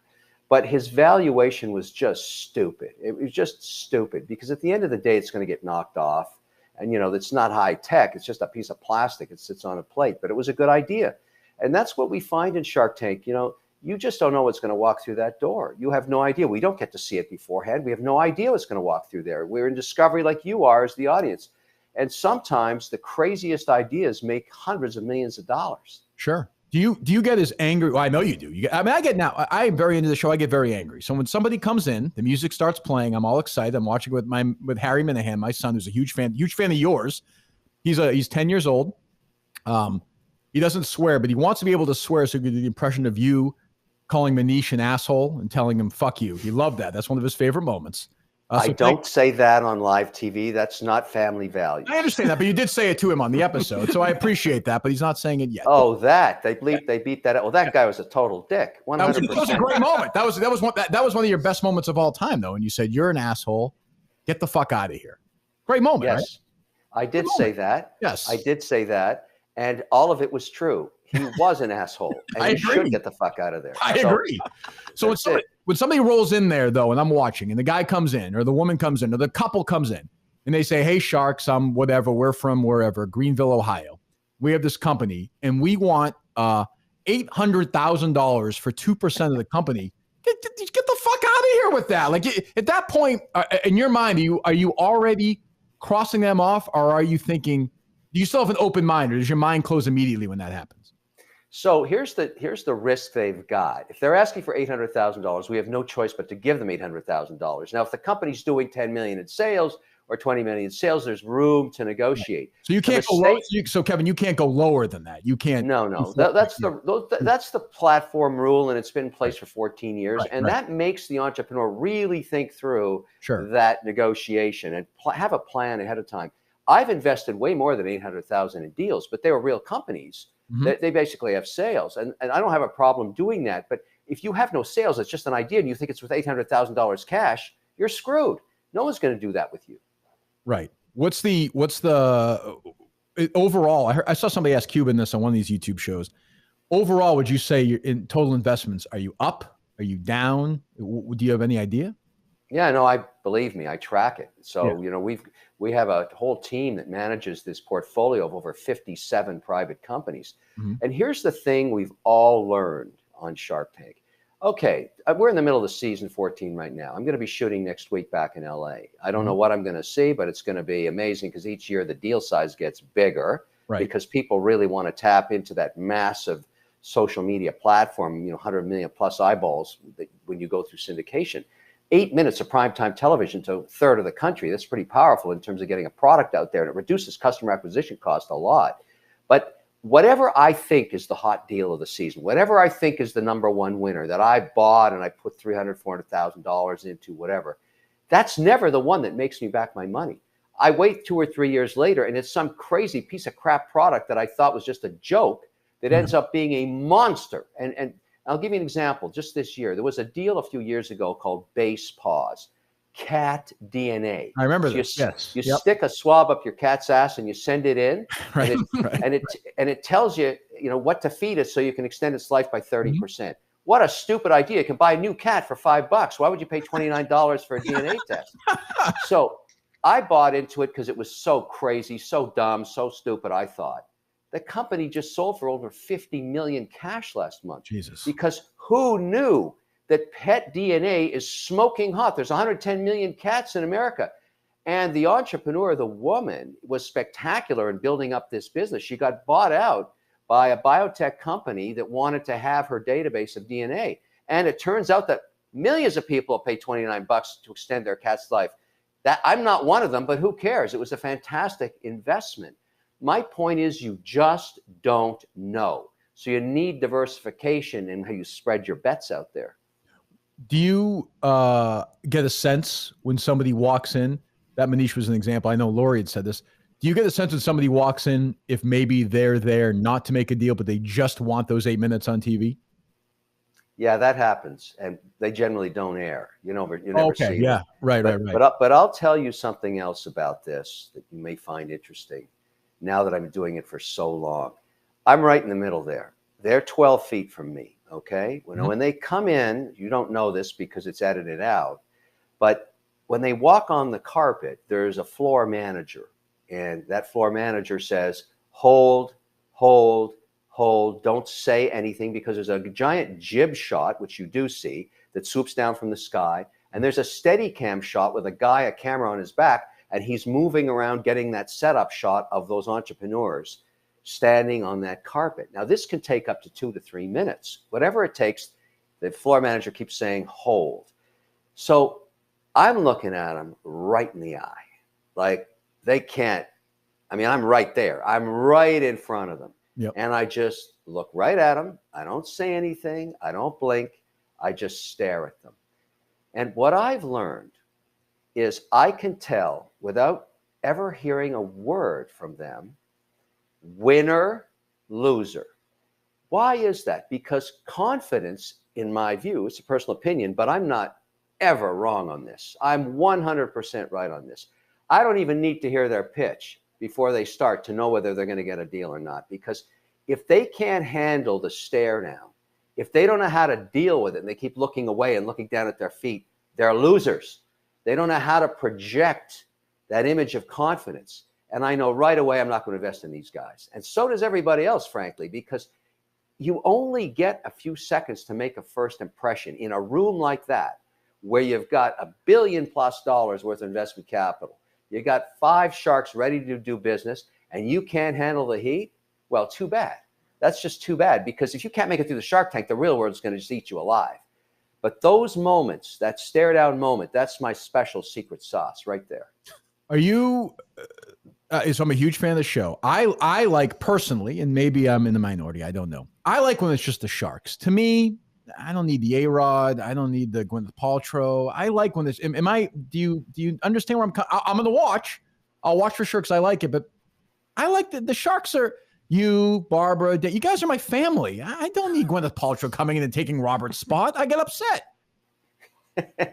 So the whole idea of a show that's lasted 14 years, which is unprecedented on television. That's like 1% of shows made. You got to hand it to the producers. Oh, for sure. Disney, ABC, Mark Burnett, Sony, all this, the alchemy of all these people coming together, and then the original Sharks.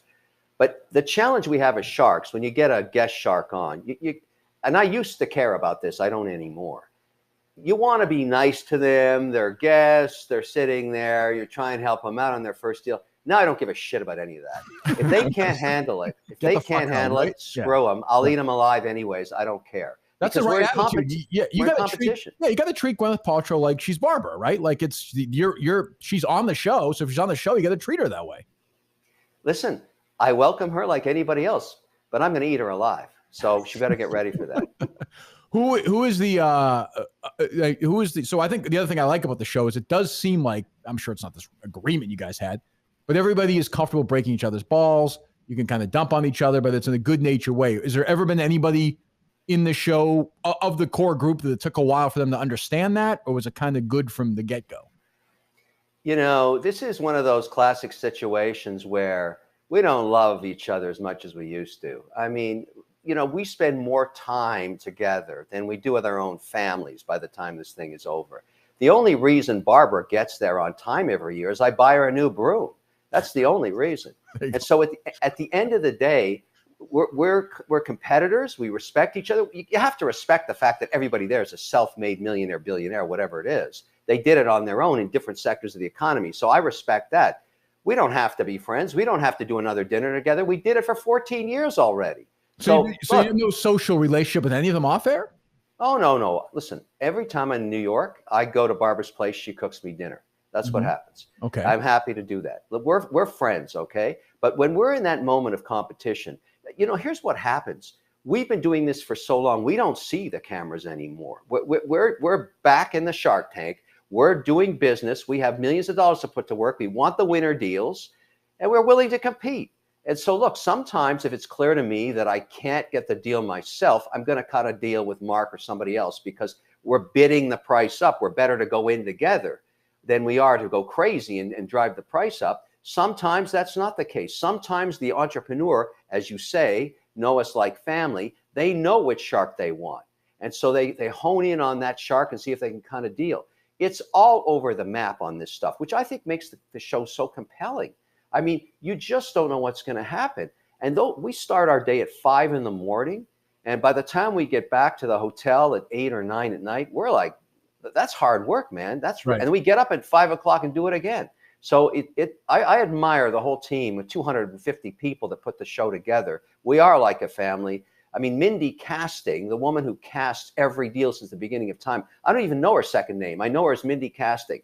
And she has looked at hundreds of thousands of deals and chose which ones go on Shark Tank. So there you have it. Well, forget, congratulations to all those 250 people. But the only person that matters right now is you, because I'm talking to you. You're Mr. Wonderful. And this is why I respect the royalty thing so much, because what you're saying to the entrepreneur is, well, do you believe in yourself? Because if you believe in yourself, the royalty is an easy deal.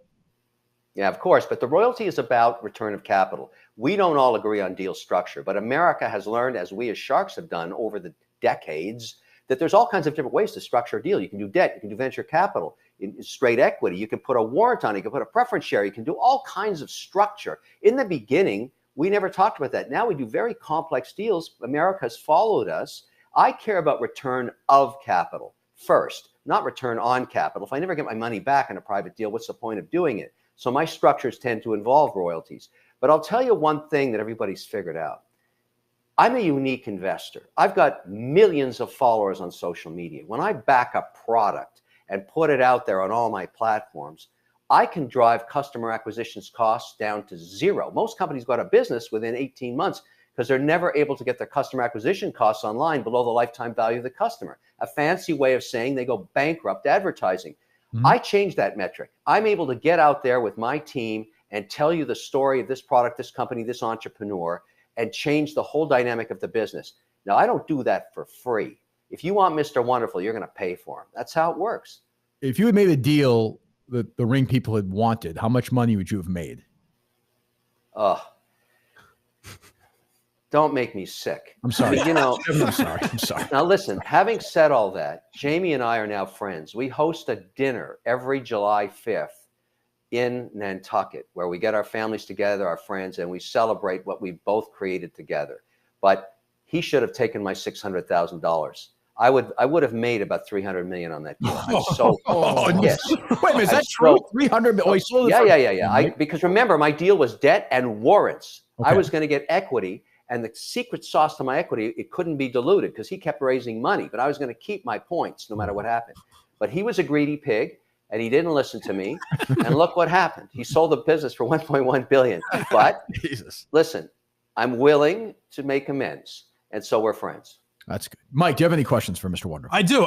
Because you were talking about confidence earlier. And the one thing that bothers me when I watch Shark Tank is every once in a while, you guys get someone that at the end of their pitch, maybe it's not going well or whatever, and they break down and cry and talk about how hard they've worked and everything like that. Oh, Mr. Wonderful, by the way, is a sneaky crier. He can cry. He's like Meryl Streep. He can cry on command. They get to him sometimes too, and that's what I'm wondering. Crying wonderful, I call him. You're the top crier on TV today, I think. And I just think listen, I'm not heartless. I sometimes I really get moved. You know, I get caught up in the story. Remember, I don't see the cameras anymore. I'm just sitting in my seat listening to the pitch. Yeah. The thing is, if you can't get through the tank, if you're going to break down and start crying, you're fucked, because the real world is going to eat you. That's such a lie. That's such a hardo answer from. There's no way. It's true. Mark Zuckerberg is one of the worst public speakers I've ever watched in my life. All right, and he's a billionaire. Obviously, Facebook, everything, metaverse. Like he's a dummy. He couldn't walk through the Shark Tank. He'd get eaten alive. There's so many of these entrepreneurs that in the conference room are just idiots and sound like shit, myself included, but then they could make you money for sure. They could absolutely make you. That's a daunting experience. You know, the way you got to look at it is money has no emotions. It doesn't care if you cry. It goes to the path of least resistance. It can't stand weakness because it means uncertainty. So if all of a sudden all you can do is say, please, please give me money, and you start crying, why would I ever do that? That's nuts. Do you find that does it annoy you at all when somebody comes in and you know they're targeting Cuban or Lori or somebody, or do you not care? No, I don't care. I mean, look, there's only one Mr. Wonderful. You're damn right. That's fucking A on that. You know, and that's the bottom line. I mean, you know, everybody asks me, who's your favorite shark? I say, Mr. Wonderful. It's the only guy I want to do business with. He's fantastic. Well, who's your second favorite shark? Mr. Wonderful? Yeah, that's fair. That's fair. Who's your least favorite shark? Oh, come on. I mean, you know, I don't want to say, but I got to tell you. No, I won't say. I mean, have you picked up on the fact that contestants' least favorite shark is Robert? Like, no, this is Mike's theory. Mike's theory, Kevin. Yeah. He will offer them the world, and they're like, I mean, what does Mr. Wonderful or Cuban have to say? Like, I don't really care. He does get very annoyed, though. I like Robert. Yeah. Look, it's you really have to understand what the way the chemistry works is. We're just in the moment. I mean, we're just in the moment. It's not years and years and years ago. You know, I don't know, 12 years ago.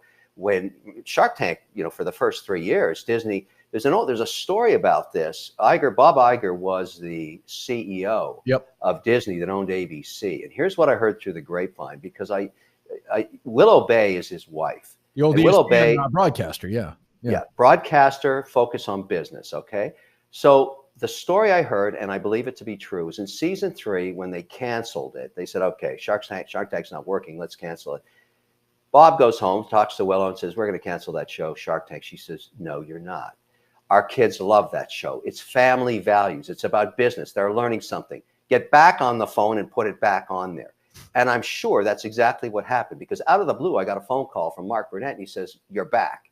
I said, really? How'd that happen? He says, doesn't matter. Get your ass to Los Angeles.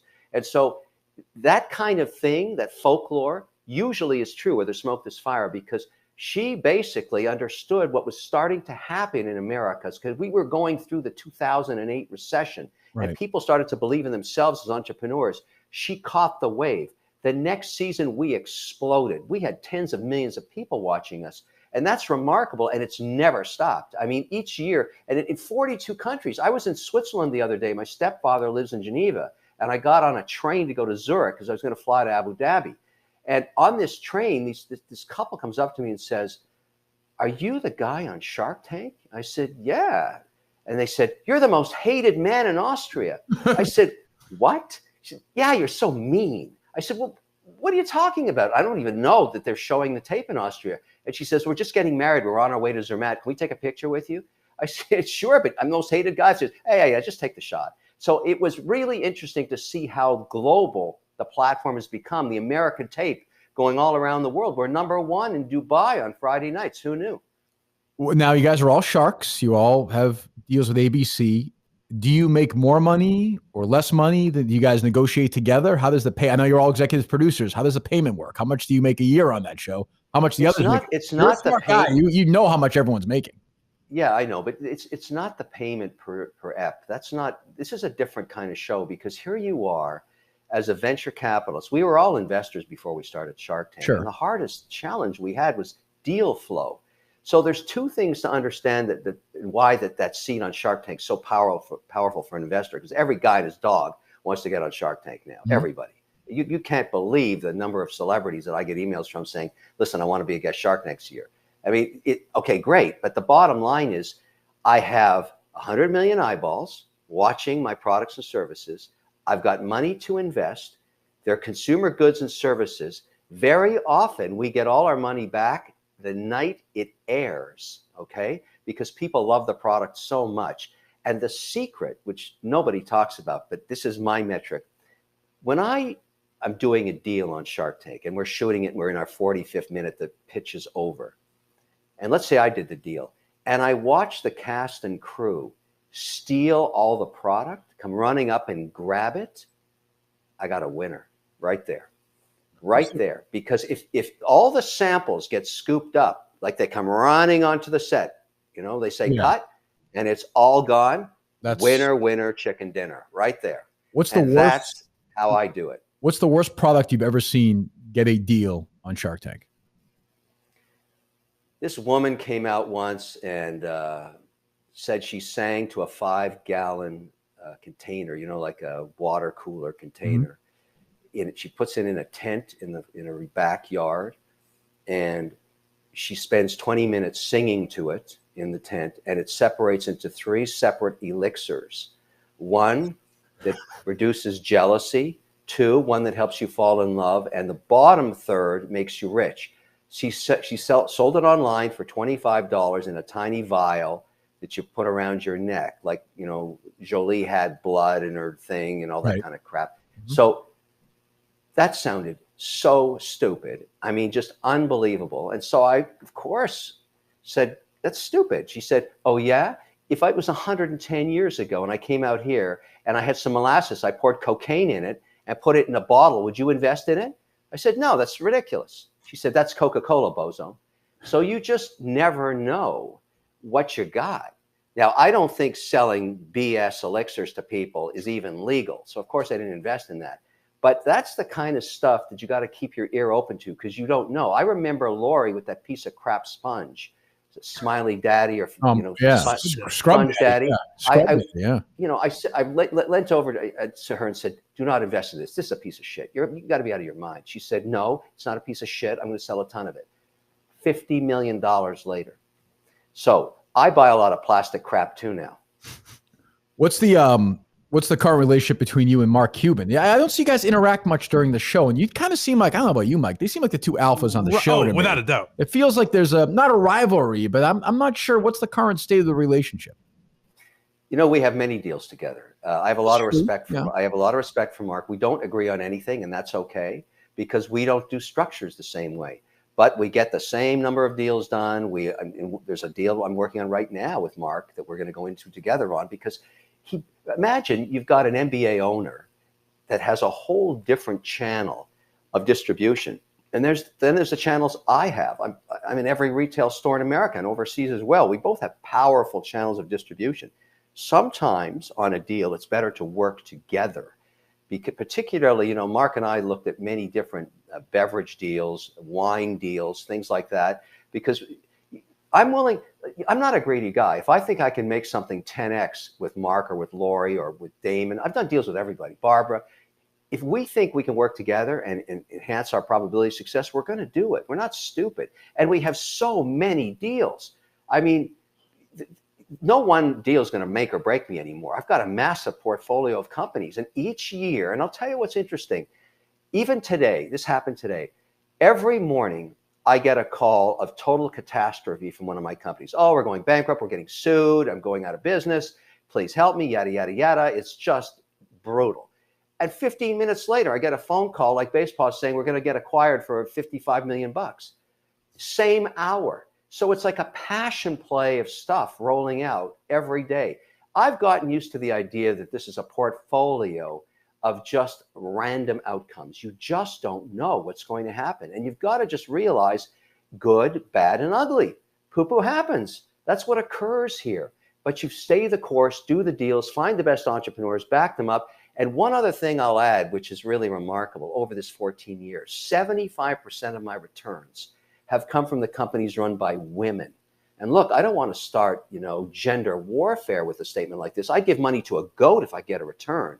But women kill it on those Shark Tank deals. Like that Basepaws deal, that was Anna. That's a woman. Right. Blue Land, that's another woman, Sarah. These women are killers. You know that old adage. You want something done, give it to a busy mother. Right. Your cupcake company, right?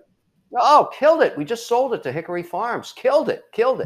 I mean, that was the best return in Shark Tank history. I got my money back in 3 weeks, and it never stopped selling for years. It was incredible. It's been years now. It's been, I think TV shows they tease like Sam and Diane. You remember Jim and Pam. You and Barbara had that kiss a few years ago. Are we going to have another passionate kiss between you two this year that will get people, I think, erotic and fired up all over America again? Can you promise that this year? Spoil the lie. I can't do it. It took me 36 months to come back from being a piece of stone. Remember, I turned to stone. So Friday. So what? 3 weeks from? Is that right? When's the date, Dave? The season premiere? It is Friday, September 23rd. Friday, September 23rd. So final one before we let you go. So you tape all your episodes? You guys tape like 5 or 6 in the day, 2 in the day? Like no. One in the day? We've done as many as 14 in a day. It takes a 14 day and a half episodes to in a make a day? show. Not episodes. Remember a pitch. Pitches, You yeah. gotta. We try and do 12 pitches in a day, but you just don't know How long it'll what's going to happen. So you've got all these people from all around America that have flown in. There's because of COVID protocols, they're sequestered in a motel. They can't go outside. They're waiting. Their big day comes. They get onto the lot. So let's say 6 of those deals are sitting in the morning after lunch, another 6 deals, and then we start. But we don't know what's going to happen. Some pitch may last 20 minutes, one will last 2 hours. You just don't know. And the last guy may get bumped to the next day. So you just, because after 8 o'clock, we're like, gone. We're done. We're cooked. We've been awake since. And the women have to come in for hair and makeup at, 5 in the morning, 4 in the morning. I don't have a hair problem here, so I can come in a little later. Sure. So, that's how it is. But that takes time too. But then there's the pitches. So we try and do the whole thing. And we have a guest shark. They may be here for a day or two. We try and do all their pitches. Because if we're going to get a guest shark that's big in clothing or in makeup or something like that, they're probably going to see a bunch of makeup deals in that because it kind of ties to them. Mm-hmm. But you just don't know. And so every day is completely random. And then at the end of the day, even though we've had a wicked fight, I'll say, okay, where's dinner? And we'll all end up at Avra or something outside on a round table and have dinner and then go to bed. I mean, we hit LA every night. It's a lot of fun. So September 23rd, season 14 of Shark Tank premieres. Kevin O'Leary, Mr. Wonderful, really is the heart and soul of it. Really is the heart and soul of television today. He's my favorite TV character today. The great Mr. Wonderful, Kevin O'Leary. Hopefully we can come back and we'll talk to you again. Okay. Thank you. Take care, guys. All right, Kevin. Good talking to you. There you go, Mike. Mr. Wonderful. Wow.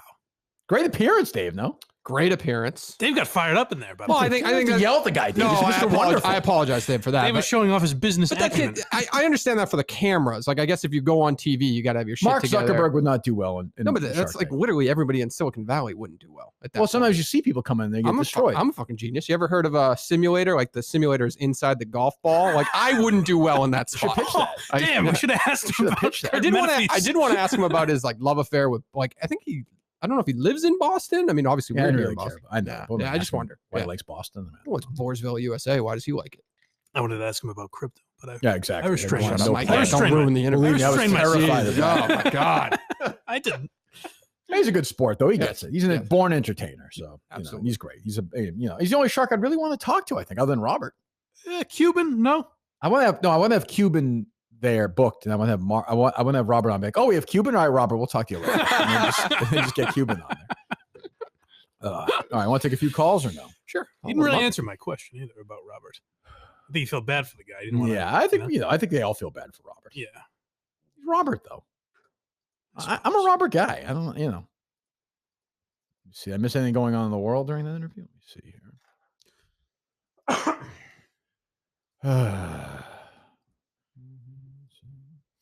Funny bastard. Oh, he gets it. Yeah. I think, he's he essentially hosts the show. I mean, he kind of has to, don't you think? Oh, yeah. Yeah, there's a lot of times where he just like takes over. Yeah, and he's in the middle there and I just don't think there's anybody else who could do that. Like, I don't think Cuban could, sit in the middle. Take the reins. No, I don't think so. Everyone's tweeting at me saying the camera's awful, Dave. The camera's blurry, like with this. So I wanted to get the guest. That was a new thing. So I got to work through that. But it's the software. It's not like our setup or anything like that. No, not your fault. Yeah. Well, it's definitely my fault. I didn't say it wasn't my fault. Software. But it seemed like you like. It seemed like you like looking at a guest while you're.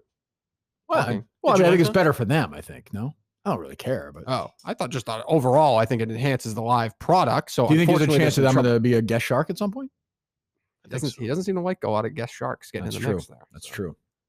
Gwyneth Paltrow, man, good golly. I understand that was it the Vagina Candle Company? Is that what it is? Yeah. Goop made a lot of money, but I don't want to have her sit there with that accent and fucking talk to people. I don't need that. I don't mind like some of them if they're good A-Rod people. stunk. Get out of A-Rod business. I'm a Daniel guy, the guy from Kind Bars. Okay. I like him. The guy that you met, the ring guy, has been on before. Yeah, a couple of times. Jamie, he's all right. He's a little full of himself, though. Is he? Yeah. I'm answering that bell. You know what I'm saying? I suppose. Yeah. $600 million? Is that what he said? He would have made 300. 300 million? Yeah. Jeez. And these guys think about that like it's nothing, really. It's like, I messed up. Yeah, I guess once you have, I guess once you have freaking, I don't know. I like the idea of wouldn't you watch like a Shark Tank episode if just Kevin over at Barbara's house for dinner? Her making dinner, like a spinoff. I would love that. Just like the one episode a season, or like that would be fun. All these shows always have the terrible, It is really like the number one show I could think of that like kids and parents watch together. For What sure. else is It's the out best there family like that? Stranger show, Things, yeah. I think, is one of those shows. Like I'm not saying obviously it's different content, but it's like it is TGIF now. Yeah. Like there's no sitcom or family friendly show that people Not that's sit down super and watch popular, anymore. no. nothing I know about. I kind of watched like Family Matters or whatever with my parents. Not back really, in the day. though, right? Not really, but I watched TGIF, I think, with my mom and brother. If I Yeah. remember right. yeah. Huh. But it's just interesting how like it is. He's right. Like it is a business show. You're learning things at a young age on it. And he's like, by the way, he's now like Susie Orman. Like he is the personal finance guy of He's played it great. the world. Like unbelievably well. Played it great. Yeah. The friend of the show. Yeah. Oh, I should have asked. Do you ever see the early episodes where one of the Shark before Cuban? Yeah, he's like the Kevin or something like what's the that. guy's name who co-hosted with Seacrest the first year? Brian Dunkelman. Yeah, Sometimes you'll see him, you're like, oh yeah, what happened to that guy? I forgot about him. Yeah. He just didn't. I guess he just didn't work or something. I'm guessing when he said they canceled it briefly. I'm guessing they just didn't bring him back. But that was season 3 though. He wasn't on for 3 seasons. That guy. Oh no. I don't think so. Okay. I don't Because believe I've watched so. out of order, so I don't really know. Yeah, it's also weird. I know that the world's weird, but it's on ABC, but it's syndicated on CNBC. It's on Hulu. Yes. Why is it weird it's on CNBC? Well, Well, ABC is Hulu's syndicating ABC. to NBC. Yeah, but Hulu's that owned happens, by that Disney. happens all the time. Does it still? In distribution? Yeah, in distribution. Like they always work with other partners and things like I that. can't. I don't know. You're a TV guy. I'm not. Are you loaded up? They're not. No. Maybe the interviews get people out of the zone, I guess. Wow. No. Yeah. Well, that's all right. Yeah. We'll give him a minute. It's the Audacy stock situation. Up or down? 52 cents. Oh. 52 cents. Making their way to $1. So they need that, right? They need to get to Delisted is quite the embarrassment. Yes. Though I think embarrassment is the smallest of their problems. I don't seem to be worried about that. Yeah. That I think that's a big issue. Yeah, I don't think so. I don't see that being I don't see that being a big issue at all. Yeah. Greg Hill tried to cover the story this morning. Oh, did he? Let me hear it. Why is this person suggesting that this company Audacy has gone bankrupt? Oh, you missed the Twitterverse yesterday. God, I hate that. God, that's why I just hate broadcasters. Why is that? Why is that? Like, why does he do that? Why not just say, hey, there's a report that's back? It's bullshit. Just say, if you want, just say that. Why is this one guy repeating the story that's been going reported? on about this story? Nobody. Every sentence of it is like that. Why? I actually cut the start of it, but he says like, "Oh, what's going on the Twitch chat? Oh, why is somebody asking this? Oh my God, it's such a fake life." It's one of on our here. 3 viewers asking about this. The ones they buy. Jesus Christ. Let me hear it. Why is this person suggesting that this company Audacy has gone bankrupt? Oh, you What missed the is- Twitterverse yesterday. Well, you're good at staying off Twitter. I'm not good at it. I can't stand it. Oh, It's a cesspool. Yeah, well, not wrong that about I that. person, can't stand Twitter. It's Sure. full of nonsense. that person should go check again this morning because that tweet has been deleted Oh, by the wow. person Oh, who tweeted it out. snap! Crackle and pop in the house! Before we shame this man, maybe he's just asking the question. Hey, I saw that you guys went bankrupt. Oh, it's all right. I didn't see it was deleted. Wow, that is really weird. Before It's we so fucking. humiliate this guy. I say lesson. It's a radio lesson for you right there. If you have a job for a long time, do that. You don't make a lot of money, but you will always have a job in radio. Oh, what's this idiot saying? Oof, that Courtney Cox stinks, huh? Jesus. Do you think Henry Santoro is nervous for GBH? Like I love to see it. I saw Steve tweet this. Basically, it's 2 people we hate, Entercom and GBH. I mean, Yeah. go sue the shit out of them. Well, it's funny. Like so, Odyssey reacts. Are you like, loaded they're- up, Dave? They're not fully loaded I'm up. confused Oh, here. what the hell's Yeah. going I on? don't understand this. Could be the blurry cameras. Maybe. It's true. People are bailed. Like, on oh, they're this. not broadcasting Yeah. today. Go ahead. It seemed like Odyssey clearly is going after that guy Jerry Del Colliano, right? Because he's the blogger. He's the one who put it in text. Who are you talking about? Why are you making these accusations? Jerry Del Colliano? What? Somebody was at a volleyball game at Duke the other day. Something happened? What's going on? Why is this person suggesting that this company Audacy has gone bankrupt? Why when they rehearsed it? Like, did you think that exactly how they rehearsed it before the show? Or no? Why gone bankrupt? I should hit bankrupt. Like, I think it's on their rundown. Let me hear it again, Greg.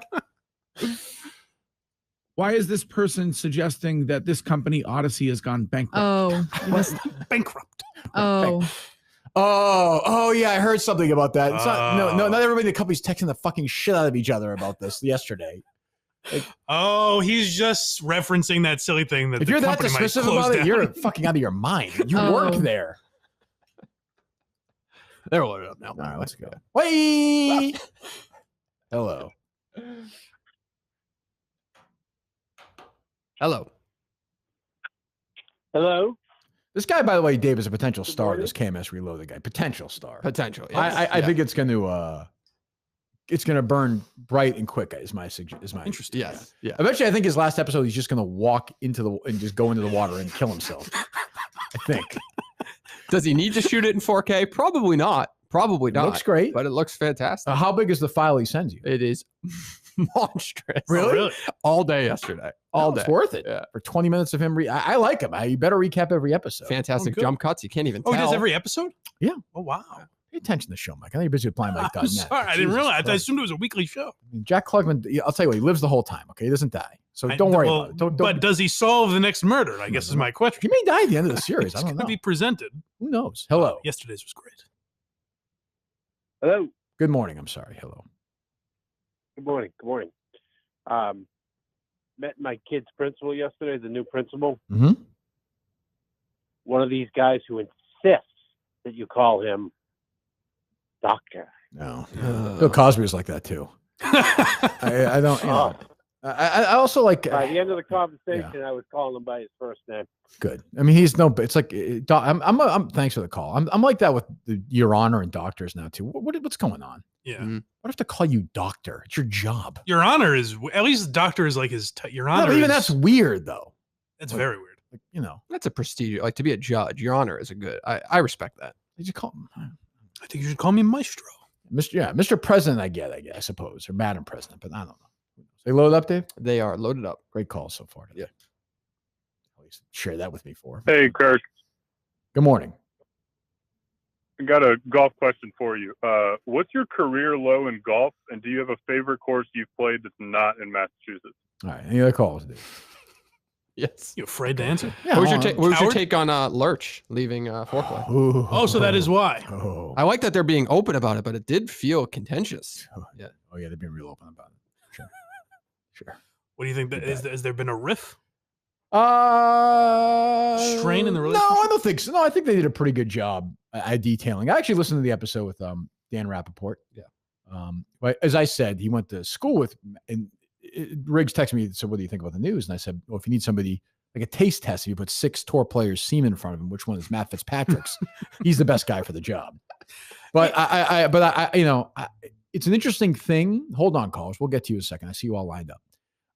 It's an interesting thing to break up existing chemistry in the show. Right. I actually give Riggs credit in that he's saying, I want to make the show better. I want to go a different direction, and I don't want it to be stagnant. So I actually respect that move. I don't know how it's going to work out. I don't know. Now, Lurch was not on all the time. Correct. He has a full-time job. He's making a lot of money, I guess. So, Trent has become a big personality on that show. Frankie is a big personality, and Riggs is kind of the leader of that show. And I think Lurch was always kind of like quarter in. So I think it was kind of like, well, we want to make somebody full, and Lurch couldn't do it because of work, it sounds like. But that video he posted to me seemed like he had a little side of bitter sauce with his steak. But then on the program, he didn't sound really. Can't have both ways. They can't show up and like joke around. Like, which is it? Like, are you pissed or not? I don't know. I actually because I think I hated this guy before. Rappaport? Yeah, I mean, I guess I still kind of do until I read more about him. What do you hate him for? No, I just thought he was like so like cunty about Liv. I've changed my opinion like 20 times about Liv, but just the way, to your point, he has the PGA like inside of his mouth. So it's just I don't know, like it's the right move for him because he's going to be more opinionated. He was writing for like CBS.com or wherever he was writing. Golf Digest for a while, whatever too, it was. NBC, or something. He came off less like a journalist because you could tell he fucking despises the Liv endeavor entirely. Interesting that Riggs would go the route of bringing in a golf expert and not think in-house. I think I'm a little too big for that. You think so? I don't think I don't like Kirk Minahan's leaving the Kirk Minahan show and the case to go do foreplay. I mean, if I was asked, I would always be happy to fill in, but nobody asked. Just like in September, the event in Wallaston, they didn't ask us to go play in that. They asked us to be there, but not playing it. Yeah, well, I'm not going to show up there. Put a tent up and dance around for them while they play golf? I'm all set. Fuck off. I mean, really, Jesus. God, no wonder live. But no surprise, a lot of events people. She hates me, so She does not hate you. hates. She does not hate you. Okay, now I heard. No. What? Something hasn't gotten done yet that I'd like, but I don't think it's their fault. boy. As I texted you. All right, go ahead. Colin's looking at studios a mile from my house, not telling me. But okay. What am I gonna do? What, tell you about the shitty I'd like to ones that see I've it. seen? You said it was good. Yeah, How I did you thought find out? after You you saw 'em out texted there me with about it, I thought a binoculars? little bit more. Like comparing it with the other one that we went to, with the only one that you went to, it's just still has that older vibe. I don't think you want that. All right. Yeah. They You seem load like up. a new hip guy. Yes, yeah, no Hello, shit. it's Pearl Cullinane. It's who? Pearl Cullinane. Pearl Culling. Look at you remembering your name. That's fantastic. I'm walking down the highway right now. Oh, God. Oh, no. That's not, Dave. You shouldn't be. Things look good. You saw on the highway. That's Surprisingly, good. I'm not shocked. But So, go on. so is this our new traffic correspondent, Mike Pearl Culling, telling us how things are looking on the highway? Yeah, how's the pike looking I this morning? actually like this. Okay, yeah, go ahead, Pearl. Things are moving a little quick. I just know my midget grandson and that bitch of his mother are still trying to put me in a home. I don't think that's true. Is that- are you integral in this That's process? half true, I would say. Yeah, I'm listening to Jerry Callahan and you guys at the same time. Hey, Kirk, I have a question. Uh-huh. I had $300 on Cupcake. Next time you back a fighter, can you tell her to throw a punch for me? That's reasonable, Pearl. I will do that. Thank you. Seems amazingly lucid. Thank you, Pearl. Are they loaded up, Dave? They're loaded up. Remember Cupcake? Jeez, I forgot about her. Yep. Her and Stacey Madawaska are going to be sitting in the waiting room of the Kirk Minahan show at the library, just being like, oh, what happened? Weird post by Alex Bennett yesterday. Like, let's see what do these gloves still work? It's like You're at that kind of stage now. strange. Yeah, that's what I'm saying. We have nothing else to Then bring to the- involving you and all this stuff. We have nothing else to do. This is what I said. I'm always right. Yeah. Like, this is why I'm podcast wonderful again after taking a half hour off. Like Alex Bennett, when you have nothing else in your brain, you're going to go back to the one thing that worked. It only worked because of me. So yeah, like 6 months from now, she'd be like, oh, I feel like fighting today. It'll be like a picture of a glove. It'll be like, yeah, fuck Kirk. And like, whatever. Great. What do you think, Graham, when Graham says you made my life a living hell for a week? How do you read into that?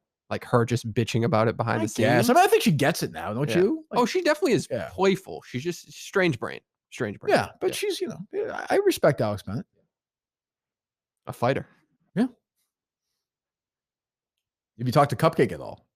I have not. Of course he is. Unbelievable. What am I going to do? Check in on Cupcake? Wow. You turn your back, man. It's Can't be tough. texting Cupcake. And How my you wife doing? will look at my phone. How you feeling? It's a good point. Good point. Hello.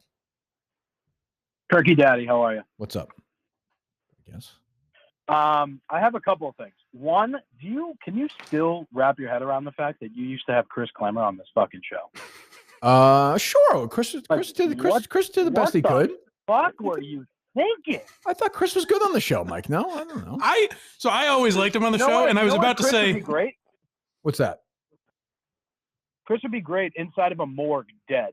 I don't disagree with that at this point. I just think what he's done. He's thinking about- he's made a deal, and now he is like making $46,000 a year or whatever. And he's Frank the Tank's like clear third banana on his shit. Like that's if he's happy doing that, God bless him. I was going to call this revisionist history, Hey, and then I remembered lastly- this guy. Oh, hey, hold on. We'll get you. Hold on, buddy. Shut up for a second. Go ahead, Mike. I was just saying this guy probably also called while Chris was on, so I'm wrong. Oh, I have no Yeah. question. No question. Go ahead. Okay, last question is the Kirk Minahan show tournament as dead as Dave's mother-in-law? I'll hang up on this one. Tournament? What tournament is that? I don't know. Maybe we were talking at Golf one point tournament? about doing a golf tournament. We might down the line at some point. I don't know. Who knows? Hello. I don't know if you caught that line, Dave, what he was comparing it to. I didn't, Mike. Well, probably- Am I on? Just saying the golf tournament's probably not going to happen. Did you compare it to somebody who's deceased? Yeah. Yeah. Well, yeah. Hello. Day after National Grief Day. Thanks, Mike. Good point. Am I on? Classy move by Mike. You're on now. Yes. Hello. Hey, Kirk. First time, long time, all the way from Fort Worth, Texas. Was just listening to some old episodes and was curious your thoughts on your son being far more articulate than either your producer or your sidekick there. I'll hang up and listen. Well, I mean, that's fine. Yeah. Outrageous. He's raised well. He's a big reader. Smart guy. One-dimensional. 5th grader. No. Get off of wrestling, kid. No, we talking Find about some other Shark interests. Tank? We'd be out of your mind. What are the plans for this upcoming school year? Are you I at usually the go to library? school, I think. Yep, good. I Are think you I'll at go the to school. library again? I think I'm gonna be a librarian again this year. Yes. Okay. Yeah. Will he be getting spanked at his school? Did that apply to his But district? did I miss a story or no? Oh yeah, it was out of like Missouri, so they're bringing spanking back. Oh, I to some high did see it. school. Yes. Yeah, that's fine. Whatever. Who cares? Yeah, that's fine with me. What's our schedule next week, by the way? What do you want? Labor Day. We'll do Tuesday, something Friday probably. Friday for sure, right? That's Steve. Yes. So Tuesday, Wednesday, Friday, maybe. Yeah. Can we do a little late start on Tuesday? Do you mind? Sure, that's fine. It's our first day of kindergarten. You got to be there, right? Yeah, Next week family is first. Yeah, first day. Yeah, that's fine. That's fine. That's fine. Or we could do Monday. I mean, we can do Monday night. Yeah. If sorry, you, Mike. I don't know. You're a Labor Day guy. I do celebrate Labor Day pretty vigorously, but Going to the Cape again? I'm not. Wow, shot at that is oddly aggressive. How dare you bring that up? What are you going down the shot? You going down the Cape again? I couldn't figure out how to say like a traffic told you. situation. I couldn't figure it out. All right. I told you What never was to this mention I'm that. seeing about Mike going to the Cape last week? You know that's what I'm sensitive about. Boy, he knows how to play. He's learned well. You learned well, Grasshopper, is my man, Mr. Wonderman. Pushing my button. All right, load it up. Yep. All right, hello. Hello. Hello. Hi, how are you? Michael, my good friend. What'd you have for dinner last night, buddy? Something called pasticho, an Albanian dish of some kind. Ooh, that sounds. It's pretty good. I enjoy it. Diarrhea. No? No, it's pasta basically. Oh, okay. Sounds wet. I guess you could say that. Yeah. Yeah. Okay. All right. It was good though. I enjoy it. Yes. Oh, good. Nice. Good for you. Look at you. Yes. Living life. Man of the world. You know what looks good as Tom Brady. I guess. The guy I was definitely not right about. Jeez, just saw another picture of him. Good God, his face is falling off. Hello. Well, hello, Michael. Hello. You know what you look like to me, Michael, with your red hat and your cheap sneakers? You look like a rube. A well-scrubbed hustling with little taste. See, you sound too much like Jerry's Good uncle when nutrition's he giving does you this, some Mike. length of Hold on. You're not more than one Hold on. You are Jerry's uncle, right? Michael. Who's it supposed to be? Hannibal Lecter. Oh. And that accent you've so desperately tried to shed. See what I'm saying? Pure See, you can hear it now, long right? trash. Hold on. Yes. Are you Jerry? Are you Where is yes or your no? father, Yes or no? Michael? Are you Jerry's uncle? Yes or no? Is he a coal miner? All right. We're Did he forget your birthday? Oh, he's getting the accent a little bit. Can you hear it or no? Yes. Now once you said it. Yeah. So I was the same after I saw Jerry's uncle at the Portnoy 5K and he broke character. Bad move. Yeah. Well, didn't you have an incident with him too? Yeah, he got mad at me about something like Yeah. that. Remember an old lady fell down? Oh yes, and you misreported the story. I believe. Yes. Yes. I can't get over Jerry asking for Big Cat's agent. I don't Dave wanna- was rattled by that. I don't want after to. the show. I don't want to talk about that. Honestly, it makes me like I get like a cold up some of my spine. I think it makes me so sad. And he needs to like pretend he likes Craig. Like he has to figure that out. Like just You play both, along. do you have that clip from yesterday? or no? Do you hear this, Mike? Or no? Hold on. Are they load up, Dave? Yeah, All right, hold on. This is very fun. Well, it was like McCarthyism at certain. Well, hold on. at a Let's see, we'll go back. So they're playing a clip of Rogan. They're Right. playing I picked up on at this point where I'm about to play it. They're playing 45 seconds of Joe Rogan. That's just good minimum. stuff. That's a good. You know, Okay. they should just play the entire Rogan podcast. I think they eventually did. It's actually a good move. Do Rogan on Monday. Do what? Pardon my take on Tuesday. Yeah. Maybe mix a true crime in there or something on Wednesday. It'd be a good deal for people because like if you don't want to download Spotify, you're like, hey, Rogan's back on Apple. It's me and Craig again. We're back with the rewatchables. Rocky 2. All right, go ahead. Well, it was like McCarthyism at a certain point in time. It was like a Red Scare. Like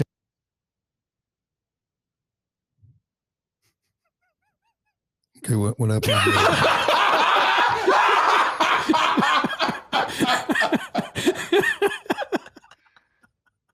From what I know of from what I know of Craig, if Jerry never said anything, the rest of the show would have been silent. They would still be there right now? They'd be sitting there in just complete silence. Okay, what happened to Joe? He thought you were going to talk about how he didn't follow up on that. So There's nothing which makes me angrier in the world than the defeated producer like that voice right there, like what I thought you were gonna do. Like, it's just fucking joke around. Like what? Let's count that pause again. Go ahead. Maybe this is Jerry's fault. How long? Definitely possible. How long do you think that pause was, Mike? I'm gonna time it. So 1 second. I'll say 8 seconds. I can time stuff on my phone. Wow. So I'm going to do that. I think I have that. Do I have that capacity on my phone? You should. Would you like me to just tell you? What do you mean? I mean, I'm He looking. kind of exactly. loses the thrill. Now, what's so fun in that, Dave? Jesus Christ. Oh, where is it? God damn it. Oh, here it is. Yeah, yeah. Oh, no, that's not it. Oh, here it is.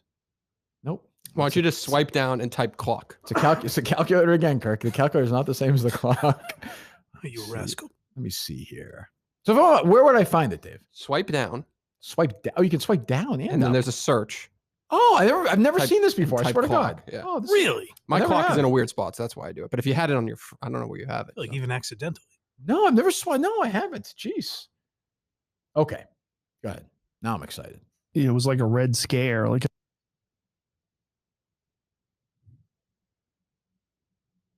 Okay, what happened to Joe? Go ahead, I Mike. think I missed it. What do you got? I said 8 originally. I believe that was 6. Dave?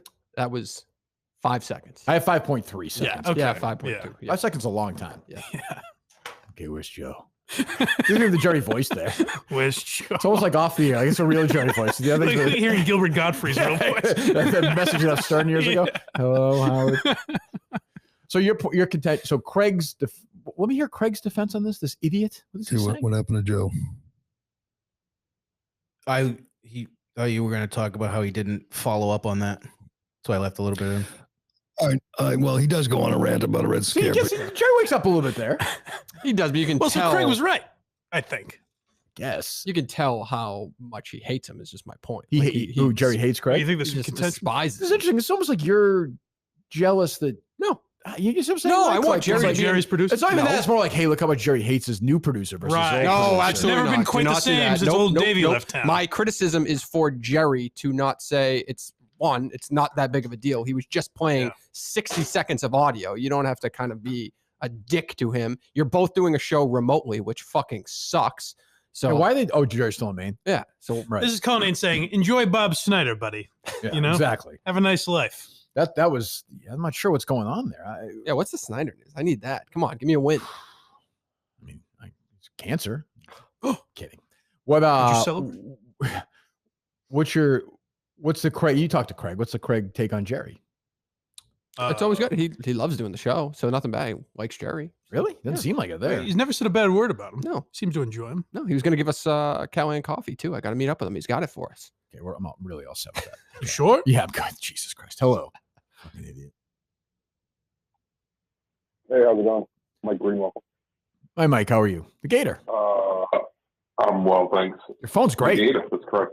I loved seeing that sourpuss today, but I would have paid money to see it on Friday when it was first brought up that Daddy's coming back September 9th. Oh. And that crybaby just sat there in his chair with like, oh, I don't care. It's for the show. I'm not hurt personally. You know what? If you think Craig sucks so much, why don't you go back to the Callahan show? Maybe that's what you're posturing for here, because you think that Big Steve's coming back. Do you think it's a good professional move for you, Dave, to leave this show and go to the I Callahan don't think show? it's the smartest professional move. I advocate if you'd be happier. I don't want to get in the way of I'm anybody's just as happy as I was. guy, so, I I'm just as happy. Is you were at the Callahan show? No, I'm happier here. I'm saying I'm just as happy today Good, as you I better be- was you better as be it was happier a here. week ago. Does Dave have a camera on him? Not as happy as you'll be on September 9th. Oh. And I'll see you on September 9th Two geniuses. in Watertown, Massachusetts. Jesus Christ. Yeah. Poor guy. He just hates you, that's all. I get it. I'm lucky enough to hate you and be able to articulate it. This guy is, he's got problems. Hello. Hey, how's it going? It's going fine. Good morning. Oh, good. Hey, listen, I bought the pay-per-view and I enjoyed the fight a lot. But can I ask you like a real question about Rough and Rowdy? Sure. Oh, is this what's Okay, this? you know the ring girls. Can't tell. Is this the ring girls? They're Who is this? Oh, Mike, you know who it is. Yeah. The ring girls, yes, go ahead. Go ahead. So what do the numbers mean? Okay. They're marching around with the So numbers. I think I just think it's a way to identify them, I suppose, no? I hung up. Yeah. Oh, why'd you hang up? Oh, I don't know. I thought you said okay, and you're like, I think I don't know. I mean, to answer your question, I don't know the answer to that. Yeah, I don't really. Well, I think it's because when they all come out, I mean, I guess they could have their names on it. Oh, it has nothing to do with the fights or anything? I don't think so. Yeah, I don't know. I've given it not a lot of thought in the 2 weeks since I, was there. Just like the purpose of Madden codes, that's information I have. Oh, we were wrong about it. Dave and I sounded like a couple of squares. Oh, yeah. It's about the game. Old, right? The Madden old code, fogies. apparently, you get like the whole game. Right. So that was a big value. There Wasn't or that the something. case when I was a kid? No? Well, there you go. New world. Thanks for that call. Yeah. Hello. Kirk, Mm-hmm. what did we have for dinner last night?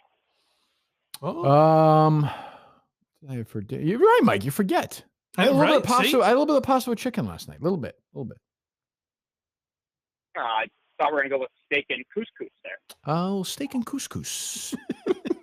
Maybe your best impression. Pretty cool. Pretty cool. So he's a rapist. So what? Now you're losing it a little, I think. Feels the stronger audience than might ever. disagree. But. Thank you for the call. What is this about Audacy going bankrupt? What the fuck? Oh, wait, we're on the air. I can't say that. I'm so surprised at this news. Was there more to that clip or no? It was a longer Pretty clip. cautious. Yeah. Yapped away with nothing. No one listening. It's just sad. Hello. I'm sure Chris Curtis made a hilarious joke. Chris Klemmer Curtis. Jesus. Person. I'll wait till September 9th. I beg your pardon? Hung up. Oh, okay. Long way till September 9th. Something like that. This is the LA County coroner. I'm calling about a murder. Yeah. Yes, Carl, go ahead. There was the Hang case of the missing couscous. The case of the missing couscous by Oconee County Coroner Carl Addis. Carl, continue. I think you might be wrong Not about who Oconee, this is. LA, Los Angeles. Oh, I got you. I understand now. I beg your pardon. Go ahead. Yes, please. Our detective, my Lieutenant Monahan, told me that there was a birthday boy there who had an answer. Mm-hmm. Michael, what happened to the couscous? I don't know. It's not that far-fetched when you consider yesterday's episode title was a hot dog murder. Oh, right, sure. Yes. Threw me off. I was talking about the K. Of course, he's talking about a different man. That's right. Man, lover of women, if you watch that show. Oh, he sure is. Quite a coxman. He really is. Hello. That'd be a good episode. I'll watch that. Hey, Dave. Hello. How you doing, Dave? How's the balding going today? How's the what? Balding. No, Not that's- balding. the balding? The balding. Though looking at Kevin O'Leary was not a comforting feeling. Why? I'm bald. My hairline's receding. I mean, Mike's is a disaster. It's just what it is. So they're all basing this off of one picture that Justin took of me and we posted, and then your words from a stupid mini golf event. Well, Kirk's saying it, so it must be true because Kirk was right. I just wanted to say Kirk was right. He's always been right. Thank you. He is right. Dave, and you're wrong. That's it. You're wrong, and Kirk is right. Oh, thank you. I appreciate that. Well, I mean, it's just, I was there with Tim Riggles, right? Riggles? Sure. Yep. If I may, before you defend yourself here, he's saying, so the only evidence we have to go on is a picture that Justin took. Right. And Mike. Which is pretty strong. Yeah, I think that's, yes. Well, he's saying he doesn't believe Justin as a photographer. It wasn't doctored. No, well, I don't know that. It's that the picture showed nothing. I saw it after the rainstorm, and your hair, it was really thin up top. It was shockingly just after a haircut. I was stunned. It was a bad haircut. Haircut's by nothing the to way. do with it. Haircut's nothing to do with it. Your hairline is retreating. Are you being honestly? Yes, I'm being honest. If I texted you out of the blue and was like, "Am I really balding?" How I would you fire respond? you if you texted me? I'm not going to. But let's just say Am I did. really? Are you? Is this a bit? You would be fired. It's not true. It's true. Everyone knows it's true except for you. What if he just broke down? Just killed himself right there. Just shot himself. What's the politician's name? Or Bud Dwyer. Bud Dwyer just I'm definitely not prepared to like shave my head. So that's like that would be a rude nobody's awakening. asking you to do that. No, You no. could, I saw you tweet out is this real? You're doing some consultation or is that just a joke? Considering it. Oh, well, I mean, we could get a great sponsorship. I've called around. Yeah, sure. I don't think it's salvageable for them. Yeah. I think they would be like, can't do anything. Okay. But, I think maybe a nice hairpiece. Yeah. That could come back. That feels like that's not part of our generation, or mine or yours. Right. So maybe a little spot on top. Okay. I could see what's the spray thing? Spray. The floaty? Oh, Jesus. Yeah. Maybe one of those Isn't that where you get a haircut? The Flovey or something? Isn't that the Me? haircut machine? No, like, Oh, it's is like that a haircut yeah. machine I or don't something. know. But it's not. Look, your hairline. You have more hair than I do. Yeah, it's just not an ideal situation. You're predicting the future. Why does it bother you? Are you that vain? Yeah, I am that vain. Oh, well, it's gonna be an issue then. Yeah, it's gonna be an issue. I mean, you. That's an issue for anybody. I think anybody who's not even. I don't think. I think like. You're telling me when you realized you had to fully like shave your not head, care at all. or had you already committed to it? I don't care. I don't care about. Like, it doesn't matter to me. When did you start shaving your head? The year I was 22. Because you were balding around that time? No, I was balding. No, I just didn't like. I don't like having hair. I don't like. It feels hot. I just don't like it. Yeah. So it's a whole different mentality. Yeah. If I grew my hair out, I would have. It would be like this. This you see here has always been like this. So, but hair would grow out. No, but you made a decision So not you based off of shaved balding before you were ever losing follicles. Yeah, I mean, I don't even know if I am. Like, my hair grows back, so I don't think it's really like, you know what I mean? Like, I have a hairline that's always been like this. For so it's not comparable. Oh, really? That's not a I comparable think. I don't think I have a bald spot. I don't know. You no. don't. I've convinced myself of that too. Mine's definitely receding. I Let me think see. Yeah, eat a little bit. Oh, you just shaved a it. little bit. Yeah. And I'm. But the I've problem. convinced myself. No, it isn't. What did you say, Mike? Dave? I said, look at his head of hair, and I'm the one who takes shit about this right my head now. of hair's fine. But nobody's. That's a little thin there, Mike. I wear a hat every day. What's the Yeah, difference? that's what I'm saying.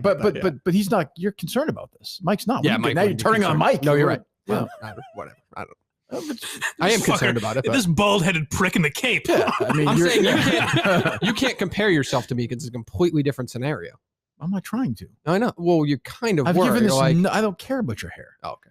Yeah. You look like Michael Jackson. And you're balding. This is why be vain? It's a What's wrong with that? distant cousin of what You're a balding Michael Jackson. It's a distant cousin. What do you want me to say? What an asshole fucking doctor. Bitch. Why? Jesus Christ! It sounds like Who says that to somebody? Like who would ever? It's the dumbest way to say it. It's just say you have to take care of the spot. It could expand, whatever. You don't have to like compare it to somebody who's a fucking train wreck of an individual. Maybe she's not. She knows as a pop star. He's very sold a lot of Put it albums. this way, when she says it right away, you know what she means. Right. Yeah, and she scared the living shit out of me. Well, what are you gonna do about That's not a way a doctor should handle himself. Well, how do you want this doctor? When you go to your consultation, what do you want this doctor to say? I want them to take a good look. Say, listen, I think it's greatly. Would you be willing to get a over-exaggerated." treatment for it? What do you mean? Like to do a if procedure? if they say I need it? Yeah. Consider it, I guess. I'd rather not be bald. I don't think I'd look good. That feels bald. like a 6-7 day procedure for them. Most people have like most Bringing people in have specialists. Yeah, I would think. most people have like thin hair when they go bald. I don't have thinning hair. Like Okay, it's sure, Dave. I mean, I just saw again. I don't know what you want me to tell you. Okay, I yeah, saw I'm your fine. hair at the mini golf. I know exactly where I was. We're on the side over there in the corner. I was getting ready to play that hole where I go around the rocks. You had your head down, and I was like, "Holy shit, this fucking!" And I noted it, and I was like, "Oh, great, this is going to really bother him." But it's also true. Okay. Does anybody in your life disagreed? What's your wife say? My wife looked concerned when she looked at that area, but I think it was because she was like she listened to the show. She So bought in like these packing your other bags? idiots, and she just kind of Right. bought into that mentality. Sure. Yeah. It's That's No, it's why- everything's fine. If she's throwing a suitcase. vomiting. All right. Hello. Take one or two more. Mike Geary's a busy man. More on money today. 4:00. Might actually be true. Damn Yeah, right it is. I'm just wondering if you guys noticed that Dave started balding once he claimed to be a He Too victim, as if he's never cranked it to his teacher showing him her bitch. Well, it could be. Well, to be fair, like I The said, stress of that coming up I again. said when Roger Maris was doing, famously lost hair during that chase. So maybe that's it, Dave. Maybe the stress of the He Too thing got Just to you. dealing with it. Could be. Yeah, it Could be. came back up out of the blue. I wasn't expecting it. How's Jack's hairline? Not good. He's bald. Yeah, Uh-huh. and he's got like Well, they say it comes from the mother's side. Yeah. It's true. But my other brother is head of hair, 45. Nice. Oh, that's, Yeah. you gotta be jealous of that. No, I got How's better his- hair than him currently. How's the so skin condition? fantastic. Wow. So Yeah. you just. I'm the only one with the skin condition. Yeah. Yeah. You're the last one. Yeah. The disease from the start. Just doomed to fail. Asthma. Yeah. Just really should not have survived the whole process. I did. I almost died from an asthma attack. Really? Yeah. Oh. Shame. Hello. Which part? Hello. Hello. Kirk. Yes. This is your old co-host, Trendy. Oh, okay. Wow. Yeah. All right. Hello, Trenny.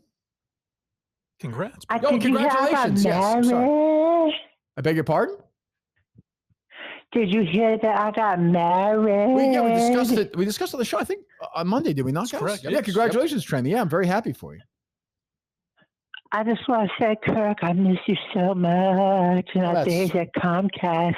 Well, His dick is so small compared to yours. Well, I don't. That is reckless speculation, Trenny. You have never. That is Jesus. That is. You know what? Like David Field himself, I'm considering litigation because you have never, ever, ever, ever seen my penis, to my knowledge, unless you were looking at me use the bathroom or something. I don't know. Oh, Turkey, don't lie. I used to call it Comcast. You called it Because I was Comcast. coming all over the building when you were fucking the shit on there. This is really. I feel like this would have got. This feels like it was a very public place, Trenny. I don't think that's true.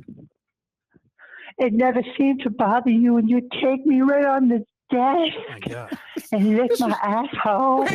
I didn't notice that type of chemistry. Televised, Mike?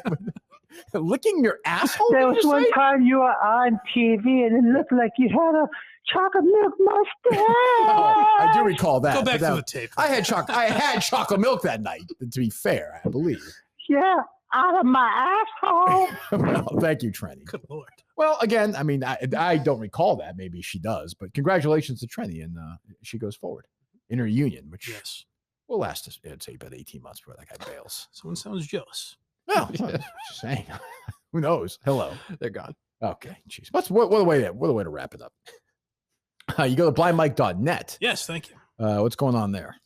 Well, like you said, Quincy yesterday, live streams coming Sound up more in defeated the. than Craig talking to Jerry at this point. No, it was actually a lot of fun. Like I heard you on this. I listened to some of you on this Montante podcast. How great it is. So I actually very much enjoyed it. well, you should listen. Did you listen to Mike on Montante's podcast? A lot of crypto talk. I bailed on that. Lot of You talked- crypto talk. The history of Mike Erie. Wow, you got the whole thing. If he said, I'm going to start with talking about your street teaming days, I probably would have said, like, we can skip past that. But he was I enjoyed him. Yeah, no, we like Montante, right? Yes. No, Dave? I do like Montante. He was great on the show. Yeah, he seems like a good guy. He's insane, but that's He's the weird. reason why Jerry's calling you asking for a Big Cat's number. But what's that? He's the reason why Jerry's calling you, right? Why is that? Doesn't he sell for Jerry? Oh, does he really? Yeah. Oh, that's I thought- right. I That's thought- right. yeah, I that knew was that. talked Yes, about, yeah. I'm sorry. Yes, that's right. That's right. I don't know. So, okay. So we got that today. What else? Blindmike.net. I'm sorry. Why are you laughing? So the one we're recording tomorrow, the one that'll be out free tomorrow is David Tell's Skanks for the Memories. Yep. And the one that will be up on Patreon later will be Bob Newhart. Oh, yes. I like Bob Newhart. Yeah, I don't. I was a comedian. I mean, I don't know him as a, but you were doing the research. I'm sure you saw how astonishingly successful he was. Like, I mean, yeah, that's that's what the I number was- one, number two album at the same time at one point. And it was after like 6 months in stand up or something Yeah, like a very crazy. And Yeah. both his shows were crazy. Are you doing the whole Newhart life, like the Pretty much, Oh, yeah. I good. think we'll focus mostly on 70s and 80s. So, Probably, yeah. but- Very, very, very good friends with Rickles. Oh yeah. And he had a couple of years ago, Ben Stiller sketch during the Emmys. I don't know if you remember it or not. So Ben Stiller went out and he kind of started, and he's like through the history of time, they started with like a wax figure of like the first TV people and Lucille Ball and then somebody else. And he's like, even in the 80s and 90s with the great Bob Newhart, he looked like a wax figure. It was actually him. It's like, no, I'm alive. Like it was actually, but it was funny. He was making fun of himself because he's Okay. gotten older. He looks strange. But Yeah. that's a good topic because those are two great sitcoms. Yeah. Like legitimate. And probably the best finale Yeah, ever. for a lot sure. of people For say. sure, the Yeah. best finale. Subversive, very funny. So yeah. Are you a Newhart guy, Dave? No. You know who that is? Bob Newhart? Yeah. Yeah, I've heard the name. I don't really know anything You about would him. know him from Elf, I'm guessing. Best. Oh. He's the old guy in Elf. Oh, okay. Yeah. I wasn't a big elf guy either, though. But No, I'm the same here. No. How's Friday looking? Not fantastic. What do you mean? I need some names. Well, it's your job. You're a producer. I know, but come on. What? I feel like that's an ongoing thing for the show, even previous to me. Like just in terms of names to bring people in. It's hard. I did text William Benditson. He was one of the names I did I say that last week? No, you did not. Is he yeah. still alive? I don't know. He didn't get back to me, but Maybe not. I texted him. Well, Guy Geller. Yeah. How's he? Yeah, any is he updates gonna on him? travel? Is he alive? No. No. Should I just give him a Mercedes? call and check in on him? Yeah, if you That's a want. nice thing to do, right? That Kill makes me feel 6 good, man. hours, ask him a question, and Yeah. drive around. Yeah. You think he's okay? Yeah, I think he's all right. Who knows? Mercedes, no updates? No updates, but she was never someone who was too chatty behind the scenes. Oh, no? No. Okay. Who else did you reach out to who's rejected you? I think that was it. Those ones. So I'm just It's trying to rack amazing. my They just brain. called William Benditson. That was it. No, he said someone the other day, too. He mentioned the name.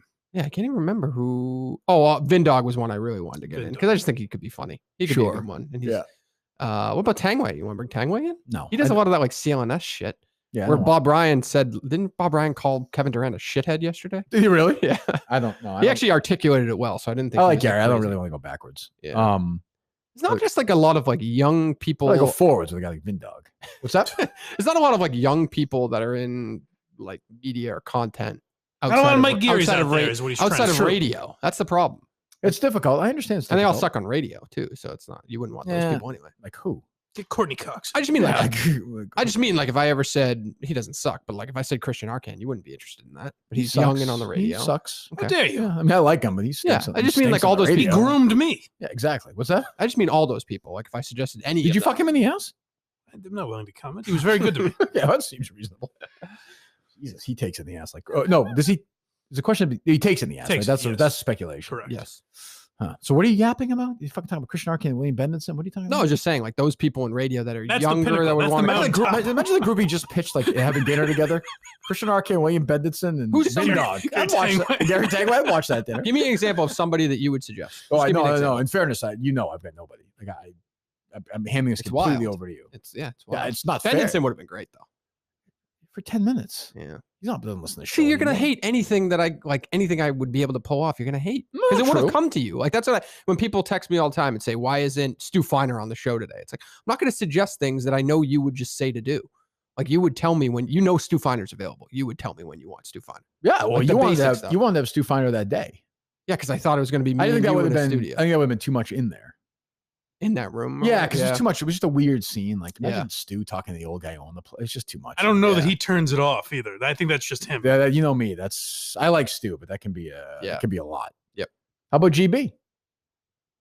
Graham Bennett? Is he flying in or what? It's got his private plane, probably.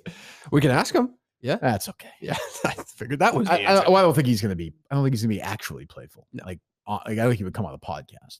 You can always ask. He can decline. He would definitely come on the podcast if it was like this. If it was like Kevin O'Leary, where he did like a StreamYard. Oh, I thing don't or want to do whatever. that. Yeah. Fucking dance for Graham Bennett. Yeah. Jesus Christ. Silver spoon. I don't know. Anyway, I go by Mike.net. There you go. We thank Mike Geary for joining us. We'll see him next week. Thank you. Perhaps on Labor Day night. Who knows? Who knows? He's a busy guy. You got big Labor Day plans this weekend? Shouldn't be a problem. You going away? Doing anything? I'm not going away. No, nothing really. No? Too In the crazy. beach? I don't think so. You're a beach guy. I've been known to. Left the show for the beach before. As has been noted, we went last week. So That's true. Yeah. Well, I don't want to get into that. yeah.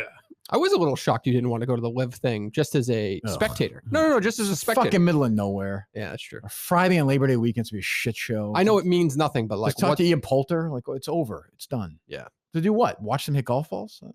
Yeah. You know, I know what you're saying. Because but you I- just go to the Masters, right? You wouldn't go to another tournament if it was new. Like if the PGA came here and did the Deutsche Well, it literally Bank. did. The US Open was here, wasn't it? Oh, shit. It was, Yeah, it was yeah. at Brookline. Yeah. Oh, you didn't go to that, right? Maybe I did. Maybe I didn't. Oh, okay. Who's to say? Oh. But no. But like, would I go? Because you would have better. If there was a Champions Tour event around and people were playing, I would go to it. Yep. Okay. You book him for Friday in studio. I would love to. So when I don't want to know until Friday I turn that corner. Oh, great. Yeah. What? Because you're just gonna hate whatever. A fun so it doesn't- it is surprise, what it that'll is. be. You don't know that. No, I know it for a fact. I can't be any less repulsed or more repulsed than I am when I do it anyway. Yeah, that's true. Usually when I see him, my vision is pretty good, and he comes, yes, he fist pumps. Oh, thank God he did. It's Mike again. Oh, it's Greg Poehler and Mike. I saw my guy KMS Reloaded speculated that this will be Greg Poehler's last appearance. I think he's right. I think Greg is not going to turn his back in a bad way, but I think he's going to distance himself from the show. Well, I don't know about that, but it was interesting that you bring that up because he said I probably won't be back for a year. Well, till and December, then he said. mentioned he'd I be think. here in December. Yeah. What do you think, Dave? No? Are we overreading this? I think no, I don't think so because he said that and he didn't really need to. Like if he comes and visits his son, popping by wouldn't be a big deal. So Well, he no, clearly man, said that. If he doesn't want to, that's, Yeah. we like Greg. I don't want it to be uncomfortable for him. So. Yeah. Maybe he's in a weird spot. Like maybe he's got some opportunities and he doesn't want to fuck with them or something like that. Well, the idea that, like, I don't know, like, he's worried that people are going to Google and see that he did that thing at the Wilbur if he's up for a role. Yeah. That feels, I don't know. I don't Yeah. He said that, though. That's crazy. Yeah. And he was very upset about you and Louis C.K. Very upset. I didn't understand the logic. He didn't really offer any, like, real he's like, you weren't there. And he's like, but No, he goes, I think it's so funny when people talk about things about people they don't know. And I was like, Greg, podcasting would shut down. no, what are we supposed to do here, Greg? You know, like, he didn't know Louis C.K., right? No. I don't think. No, I don't think so. Anyway, so all right. Thanks, Kevin. Like I said, thanks to Mike Geary. Dave will be back Friday. Yep. Do you predict you're going to book a good guest here Friday? I predict I'm going to book a guest. I don't know if they'll be good. What's your confidence level right now? 10%. How annoyed will I be? Typical is, very annoyed. It's just me dressed as like Abe Lincoln or something. It's going to be me and fucking Colony on Friday. Well, I don't want to do the thing where like both those guys get a studio appearance, right? So I didn't want to I don't want that to happen. Which guys? Like Tim is supposed to has a studio appearance. He's allotted. I didn't want to burn that. Yeah, I got you. Who's it's too valuable. Jesus. It's a good piece of real estate. Yeah, you don't fuck with that.